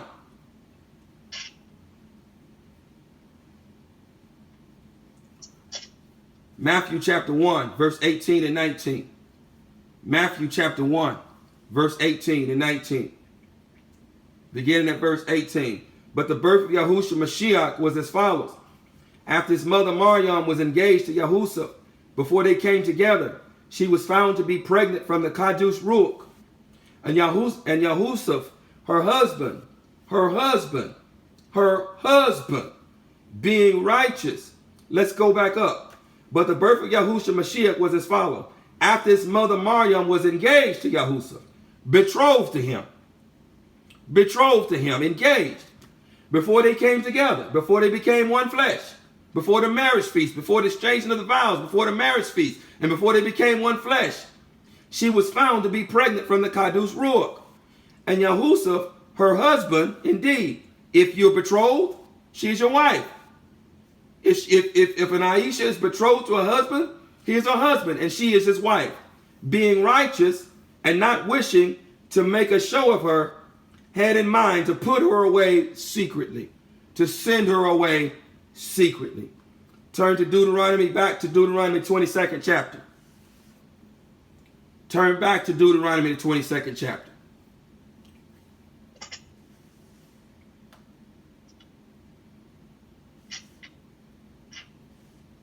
Verses 28 through 30. When a man finds a girl who is a maiden, who is not engaged, who is not engaged, and he seizes her and lies with her, and they are found out, then the man who lay with her shall give to the girl's father 50 pieces of silver. And she is to be his wife, because he has humbled her. He is not allowed to put her away all his days. A man does not take his father's wife, nor uncover his father's skirt. So here, in Deuteronomy 22, verses 28 and 30, we find here a bride's price. 50 pieces of silver for a maiden who is not engaged, who is taken in a field. This is the minimal price. This is the minimal price for a bride's price. Bride's price varies depending upon whether the woman is a virgin, depending upon whether she is not, depending upon how old she is. The bride's price varies. It varies from woman to woman depending upon their status. And so here the minimal price for a bride is 50 pieces of silver. It's 50 pieces of silver. Why 50 pieces of silver? Turn to Shamut, or Exodus chapter 22, verses 16 through 17. Shamut, or Exodus chapter 22, verses 16 through 17. Shamut, Exodus chapter 22, verse 16 and 17. And when a man entices a maiden who is not engaged and lies with her, he shall certainly pay the bride's price. He shall certainly pay the bride's price for her to be his wife. And that is 50 pieces of silver. So there must be a betrothal price. There must be a bride's price. There must be vows exchanged. There must be a wedding feast and a consummation of the marriage. This is the order. And this is the order in which we are playing out right now with Yahuwah. We are married to him. He is our husband. He is our husband. And he is paid for a virgin. He is paid for a virgin. If he finds anything else other than a virgin, there's going to be Shaul to pay. There's going to be a heavy price to pay. If he finds anything other than a virgin, there's going to be a heavy price to pay. If a father absolutely refuses to give her to him, he pays according to the bride price of maidens. But as we have read in the previous precepts, with respect to the forgotten books of Adam and Kua, and as we read in Barashif, the 24th chapter, the bride's price can be much more expensive. Much more expensive. The father can demand more. The father can demand more, especially for a virgin. And we see Yahuwah, being Kua's father, demanded more. He demanded more. Kua was very expensive. She was very expensive. The bride's price for her was very expensive. And the bride's price indeed for Rebekah was more expensive than 50 pieces of silver. We see another example of this, of the bride's price being more than 50 pieces of silver. We see another example of this, of how it can vary, how the bride's price can vary. We see another example of this in 1 Samuel, the 18th chapter. 1 Samuel, the 18th chapter. 1 Samuel, the 18th chapter. I'm going to read verses 20 through 27. 1 Samuel, the 18th chapter, verse 20 through 27, beginning at verse 20. And Michal, Shaul's daughter, loved Dawood. And they told Shaul, and the matter was right in his eyes. And Shaul said, let me give her to him, and let her be a snare to him, and the hand of the Philistines be against him. So Shaul said to Dawood a second time, become my son-in-law today. And Shaul commanded his servant, speak to Dawood gently and say, see, the sovereign has delighted in you, and all his servants have loved you. And now be the sovereign's son-in-law. And the servants of Shaul spoke those words in the hearing of Dawood. And Dawood said, Does it seem to you a small matter to be his sovereign son-in-law, seeing I am a poor man and lightly esteemed? And the servants of Shaul told him, saying, Daud has spoken according to these words. And Shaul said, say to Daud, the sovereign has no delight in payment for the bride, a bride's price. There must be a bride's price. There must be a bride's price. This is right ruling. This was established in eternity. There must be a bride's price. There must be a bride payment. The sovereign has no delight in any payment for the bride, but 100 foreskins of the Philistines. And so here, his payment is he wants Daud to kill 100 Philistines and take the foreskins of their penises from them. And take the foreskins of their penises from them to take vengeance on the sovereign's enemies. But Shaul intended to have Daud fall by the hand of the Philistines. And the servants declared these words to Daud. And it pleased Daud well to become the sovereign son-in-law. And the days had not expired, and Daud arose and went, he and his men, and struck 200 men of the Philistines. And Daud brought their foreskins. So he didn't bring 100 foreskins. He brought 200 foreskins. This is a great price for Milcah. A great bride's price that he paid for her. And they set them before the sovereign to become the sovereign son-in-law. And Shaul gave him Michal, his daughter, as wife. After he purchased her, betrothed her, she became his wife. She became his wife. And this is why after Daud had to flee for his life from Shaul, when Shaul was killed and Daud came back to the city, what did he do? He sent for his wife. He sent for his wife because she was hers. She was his. He had purchased her. He had purchased her. And she was his wife. She was his property. Yes, he was. Yes, she was. So what does this mean for us? Indeed, I pray that you're understanding that this is about us. That this is about us. What does this mean for us? Turn to 1 Peter chapter 1. Turn to 1 Peter chapter 1. Turn to 1 Peter chapter 1.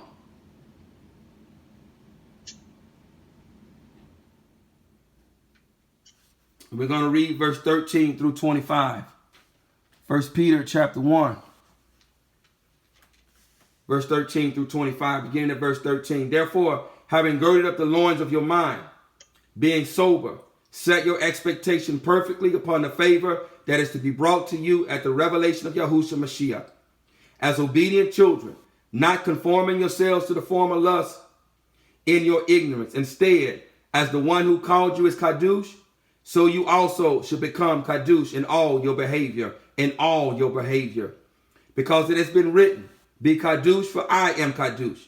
And if you call on the Father, who without partiality judges according to each one's work, pass the time of your sojourning in reverence. Pass the time of your sojourning in reverence. Be Kadush as he is Kadush. Be obedient Aishas, obeying the words of the covenant, obeying every word that proceeds from his mouth, being a good Aisha, and running to his every beck and call. To his every beck and call. If we're not doing this, we're whoring. We're whoring. Knowing that you were redeemed, listen, knowing that you were redeemed from your futile behavior, redeemed, purchased, a bride's price, purchased from your futile behavior, inherited from your fathers, not with what is corruptible, silver or gold, but with the precious blood of Mashiach, as a lamb unblemished and spotless, foreknown indeed before the foundation of the world, but manifested in these last times for your sakes, who through him believe in Elohim, who raised him from the dead and gave him esteem, so that your belief and expectation are in Elohim. Now that you have cleansed your lives in obeying the truth through the Ruach to unfeigned brotherly love, love one another fervently with a clean heart, having been born again, not of corruptible seed, but incorruptible, through the living word of Elohim, which remains forever, because all flesh is as grass, and all the esteem of man as the flower of the grass. The grass withers, and its flower falls away, but the word of Elohim remains forever. And this is the word announced as good news to you. And so we now have been purchased at an extremely high cost. He purchased an expensive virgin. Yes, he did. Yes, he did. He purchased a virgin with his very own blood.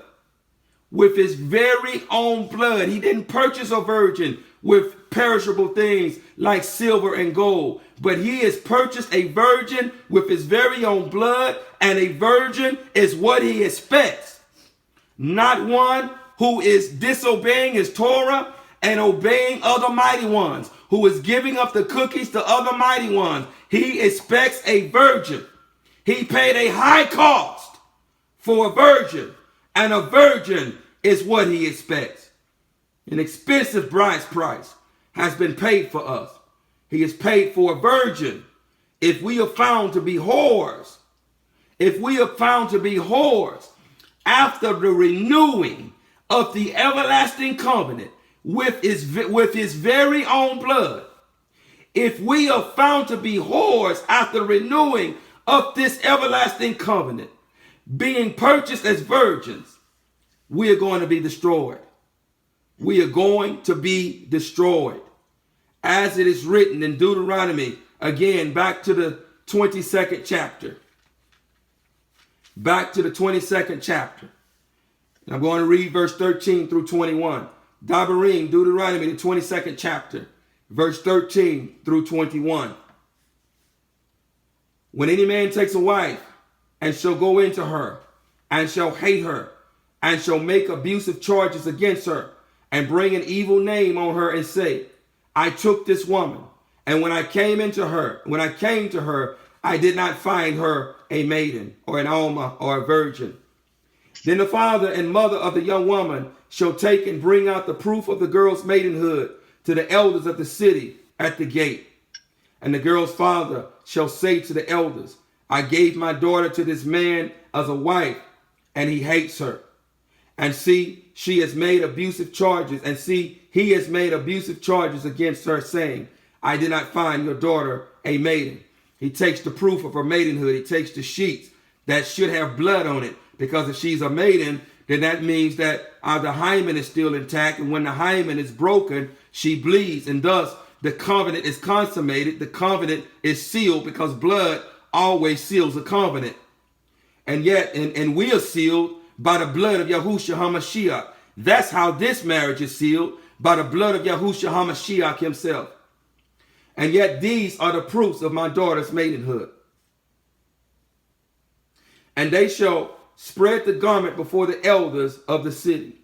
And the elders of the city shall take that man and punish him, and fine him 100 pieces of silver, and give them to the father of the young woman, because he has brought an evil name on a maiden of Yashar'al, and she is to be his wife.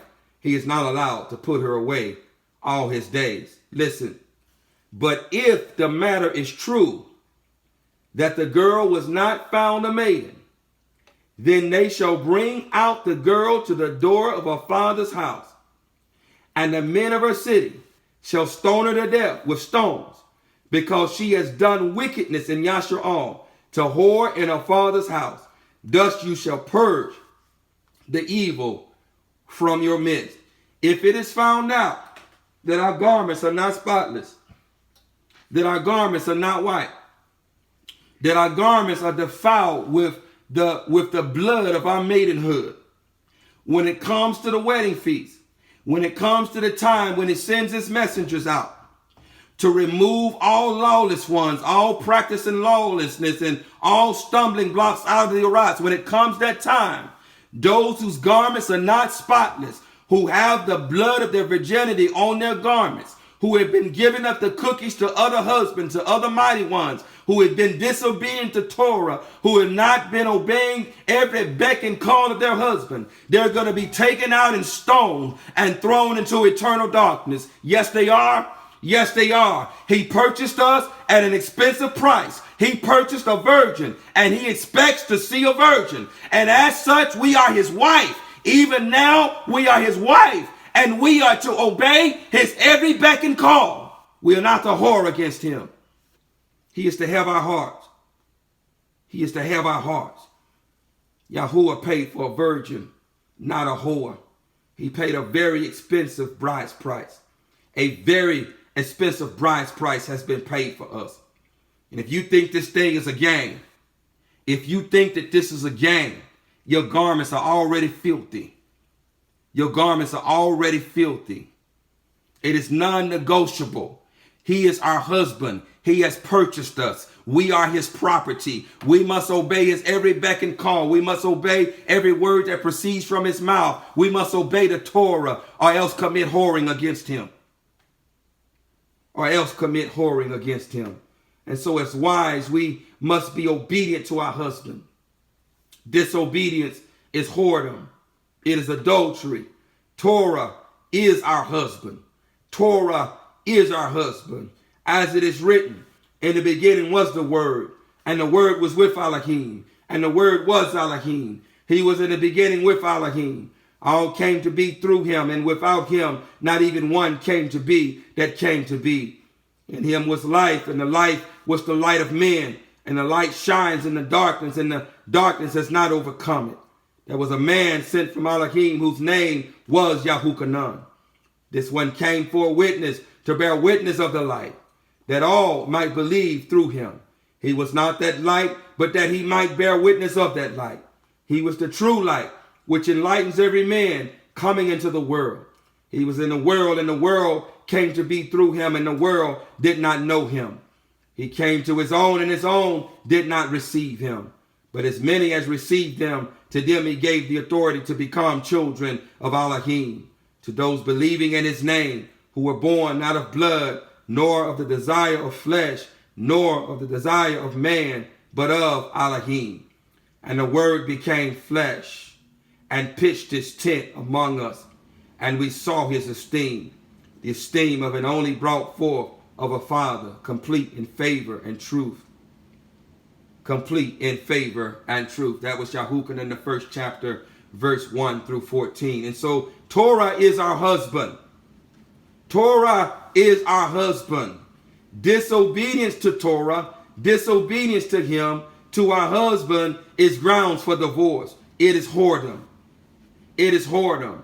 And as he taught us a few Shabbats ago, that not one yard or one tittle will by no means disappear from Torah until the Shamayim and the Arats passes away. He taught us that the yard is the smallest letter in the Aleph Bat.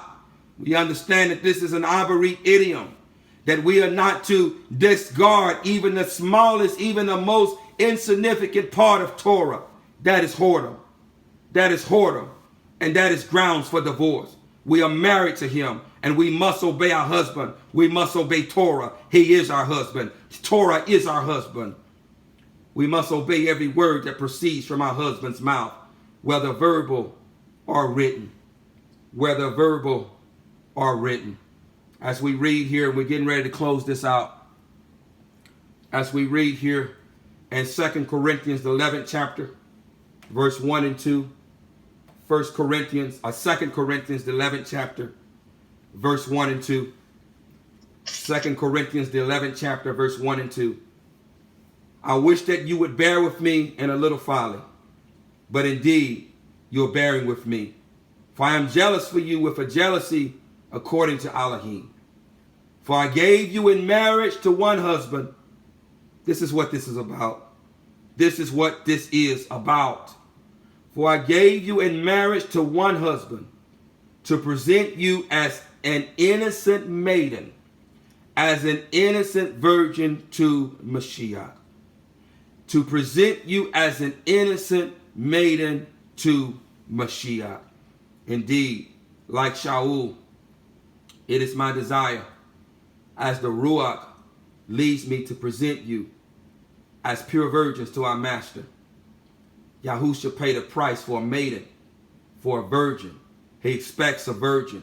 He expects a maiden. He did not pay for a whore. He did not pay for a whore. Turn to Ephesians chapter 5.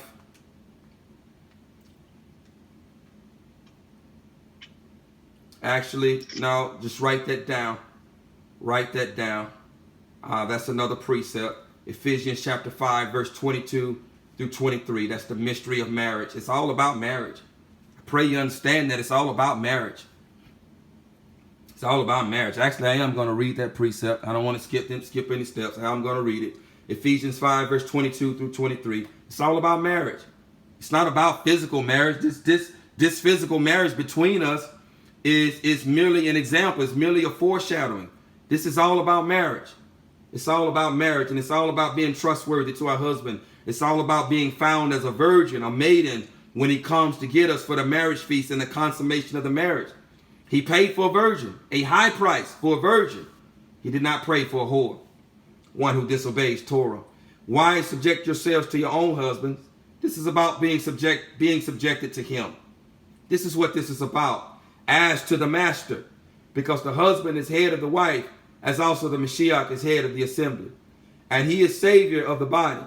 But as the assembly is subject to the Mashiach, so also let the wives be to their own husbands in every respect. Husband, love your wives, as Mashiach also did love the assembly, and gave himself for it, in order to kadush it and cleanse it with the washing of water by the word, in order to present it to himself a splendid assembly, not having spot or wrinkle. Not having spot or wrinkle. In other words, being a virgin, being an alma, not having spot or wrinkle or any of the sort, but that it might be kadush and blameless, being an alma, a virgin. In this way, husbands are to love their own wives as their own bodies, as the Mashiach loved his wife and loves his wife. He who loves his wife loves himself. But no one ever hated his own flesh, but feeds and cherishes it, as also the master does the assembly. Because we are members of his body, of his flesh, and of his bones. Indeed, this is that mystery. It's never been about man and woman. It's always been about us and him. It's always been about us and him. Always. For no one ever hated his own flesh. We are part of his body. We are part of the Mashiach's body. We are part of his own flesh. We are one. We are akkad with him. We are his wife. For no one ever hated his own flesh, but feeds and cherishes it. And also the master does the assembly. Because we are members of his body. We are one flesh with him. We are his wife. We are his wife. We are his Aisha, of his flesh and of his bones. For this cause, a man shall leave his father and his mother, and be joined to his wife, his Aisha, and the two shall become one flesh. This ain't about man and woman. This is about us joining Yahuwah in marriage. This is about that. And he sent me by to tell you that he paid for a virgin. He paid for a virgin. If he finds a whore, that whore is going to be taken out and stoned and destroyed. He paid for a virgin. This secret is great, but I speak concerning the Mashiach and the assembly.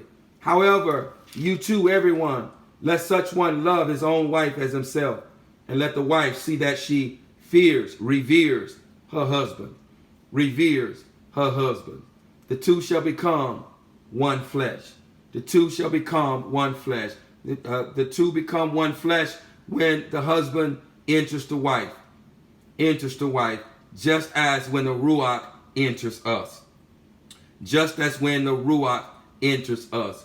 We're not fully his bride yet. We won't be fully his bride until he sprinkles clean water on us, and removes our heart of stone and puts his Ruach into us and causes us to obey his commandments. But at that point, if we are not found to be virgins, if we're not found to be virgins, if we're not found to be walking closely and obedient to our husband's instructions, because indeed we are betrothed to him, we have been purchased by blood. If we're found to not to be virgins, in other words, if we are found to having been given up to cookies and worshiping other mighty ones, we're going to be taken out and stoned, especially since he has paid such a great price for us. Since he has paid such a great price. Such a great price. And so he has given us the example of Aish and Aisha as a foreshadowing and as an example of walking out our marriage with him. And he is giving us the betrothal process, the marriage process, which was established in eternity, to show us what it looks like, to show us that we are now betrothed to him, that he has purchased us, not with silver or gold, but with his very own precious blood. And we are now his wife. We are now his wife. And as an obedient wife, we are to obey every word that proceeds from his mouth. Finally, turn to Matthew chapter 25. Matthew chapter 25. Finally, turn to Matthew chapter 25. Turn to Matthew chapter 25.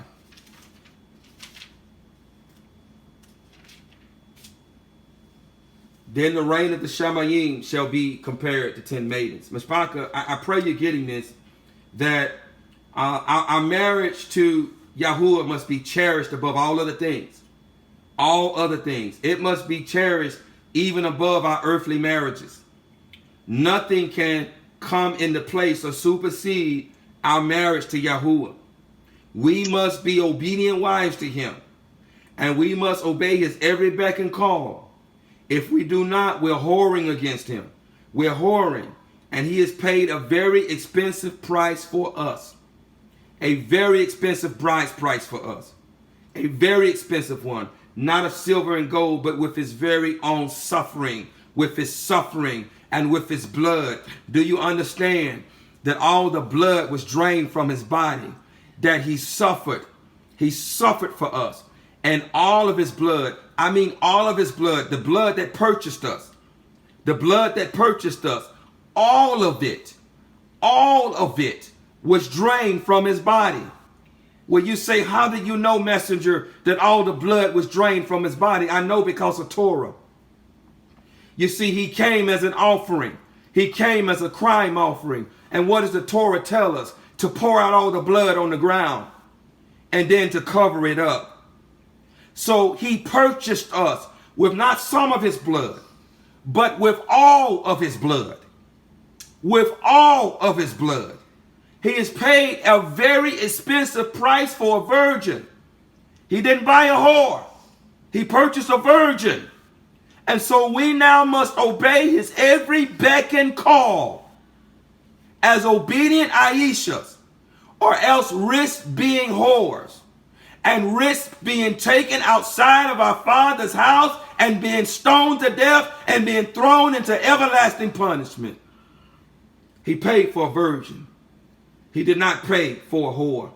Reading Matthew chapter 25, verse 1 through 13. Listen.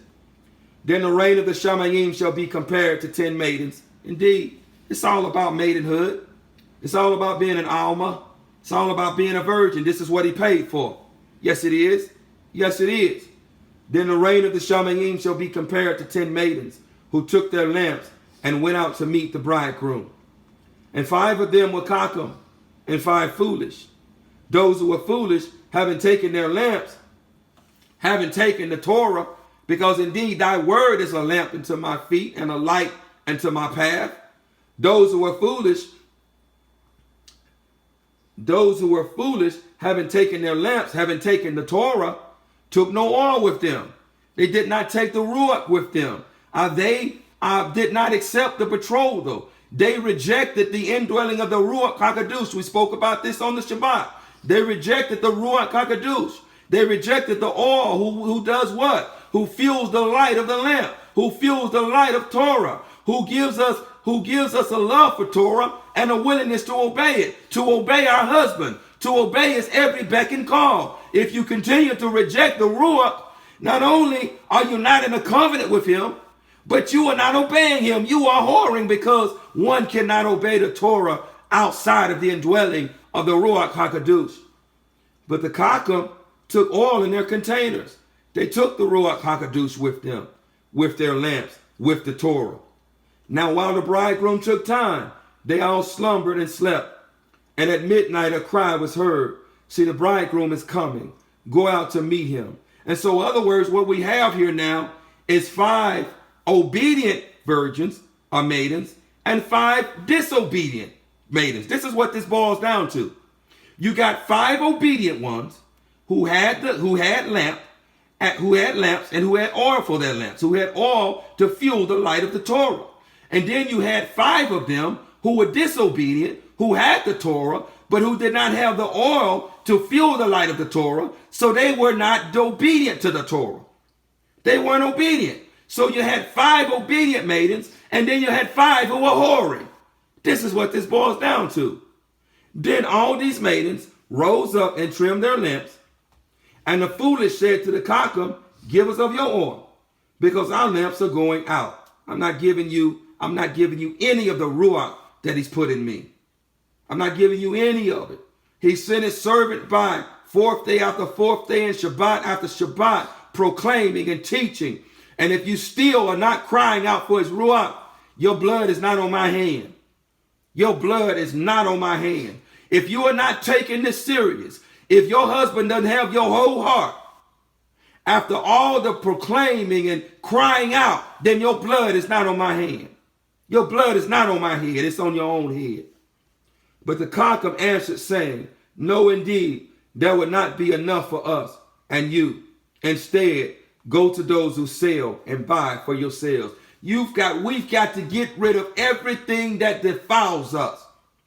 Everything that defiles us, we've got to get rid of it, because our garments must be clean. Our garments must be clean. We must be almost. We must be virgins. We must obey his every beck and call. We must obey the Torah. And while they went to buy, the bridegroom came, and those who were ready went in with him to the wedding feast. And the door was shut. And the door was shut. The 5 cockam ones, the 5 cockam virgins, the 5 obedient virgins who were obedient to their Aisha went into the wedding feast to have the wedding feast and the consummation of the marriage. They were indeed virgins. They were indeed virgins. They were indeed what he paid for. Yes, they were. Yes, they were. And later the other maidens also came, saying, Master, Master, open up for us. But he answering said, truly I say to you, I do not know you. Watch therefore, because you do not know the day nor the hour in which the son of Adam is coming for his bride. For which the son of Adam is coming for his bride. So he says here, I do not know you. I do not know you. Why did he say, I do not know you? We find this very same language in Matthew 7, chapter 7, verses 21 through 23. We find this very same language in Matthew chapter 7, verses 21 through 23. When it reads here, not everyone who says to me, Master, Master, shall enter into the reign of the Shamayim, but he who is doing the desire of my Father. What is the desire of the Father? To obey Torah, to obey the words of our husband. But it's doing the desire of my Father in the Shamayim. Many shall say to me in that day, Master, Master, have we not nabah in your name, and cast out demons in your name, and done many mighty works in your name? And then I shall declare to them, I never knew you. I never knew you. Depart from me, you who work lawlessness. And so we understand that those 5 foolish virgins were doing lawlessness. They were operating in whoredom. They were committing whoredom. They were not obedient wives.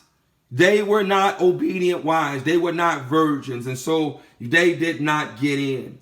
They did not get in. Let's look at a final precept here. Let's look at this one final precept. Let's look at Revelation chapter 14.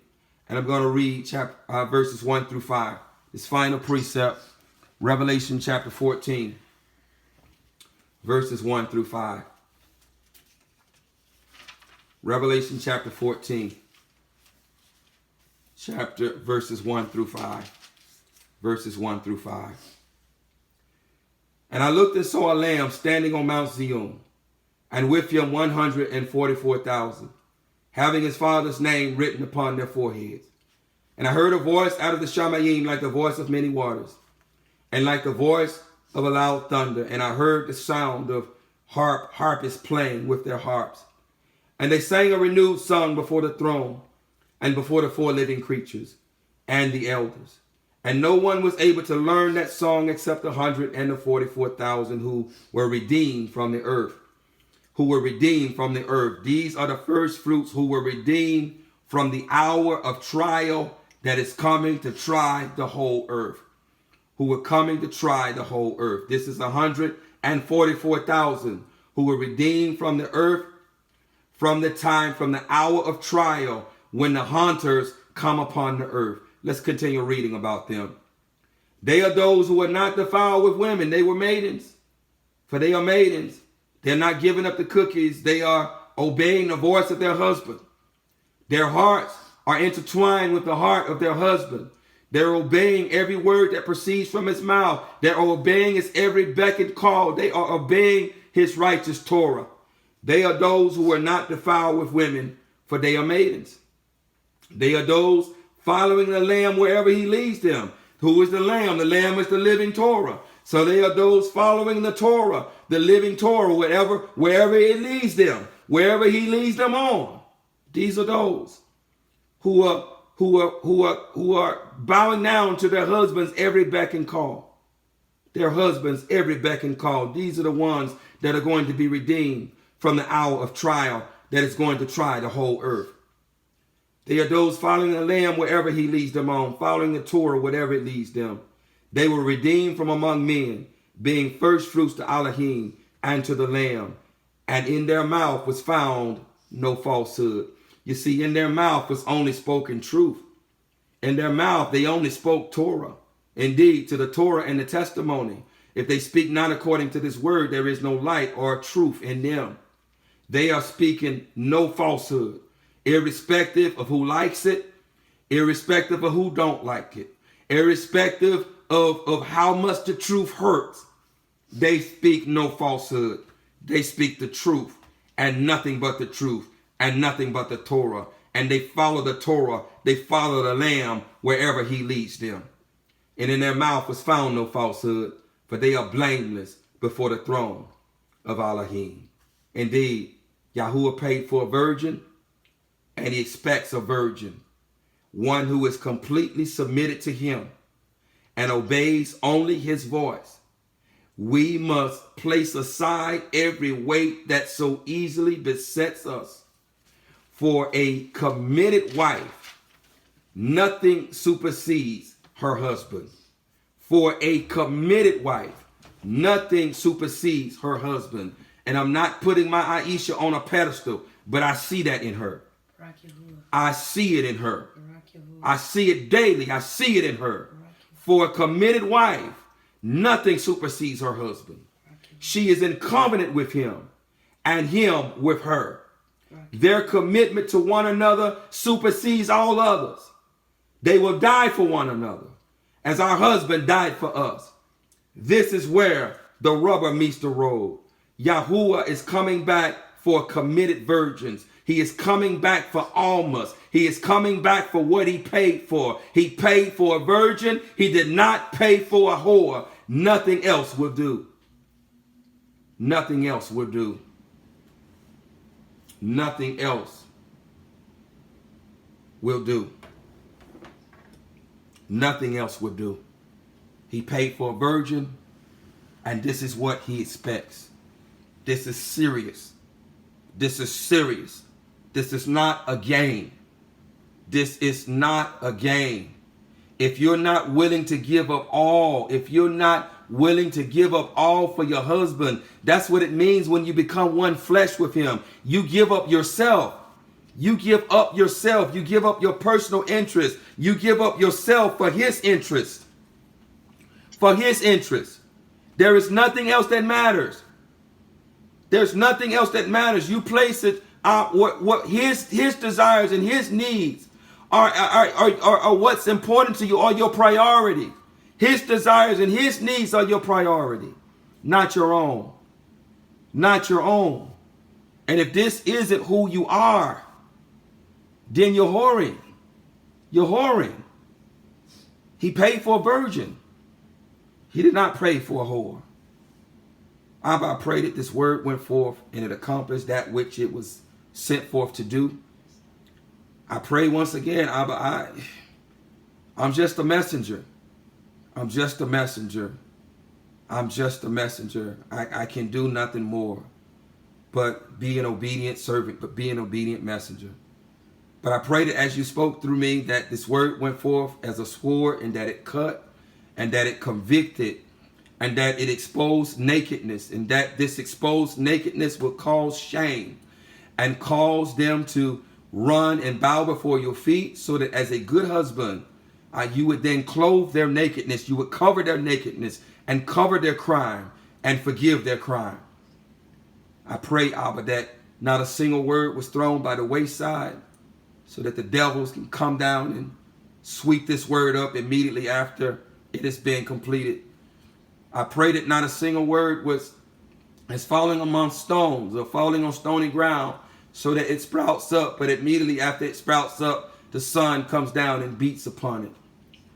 I pray that not a single seed was thrown amongst thorns, so that when it grows up, it gets choked out, because the cares and the worries of this world choke it out. The cares of work and the cares of family life and the cares of our personal life and the cares of this world, whatever it may be, comes in and chokes the seed out. I pray that no seed fell amongst thorns. I pray that this seed rather was thrown on fertile soil, tilled and fertile soil, so that it grows into a mighty tree, producing the fruit that leads to everlasting life.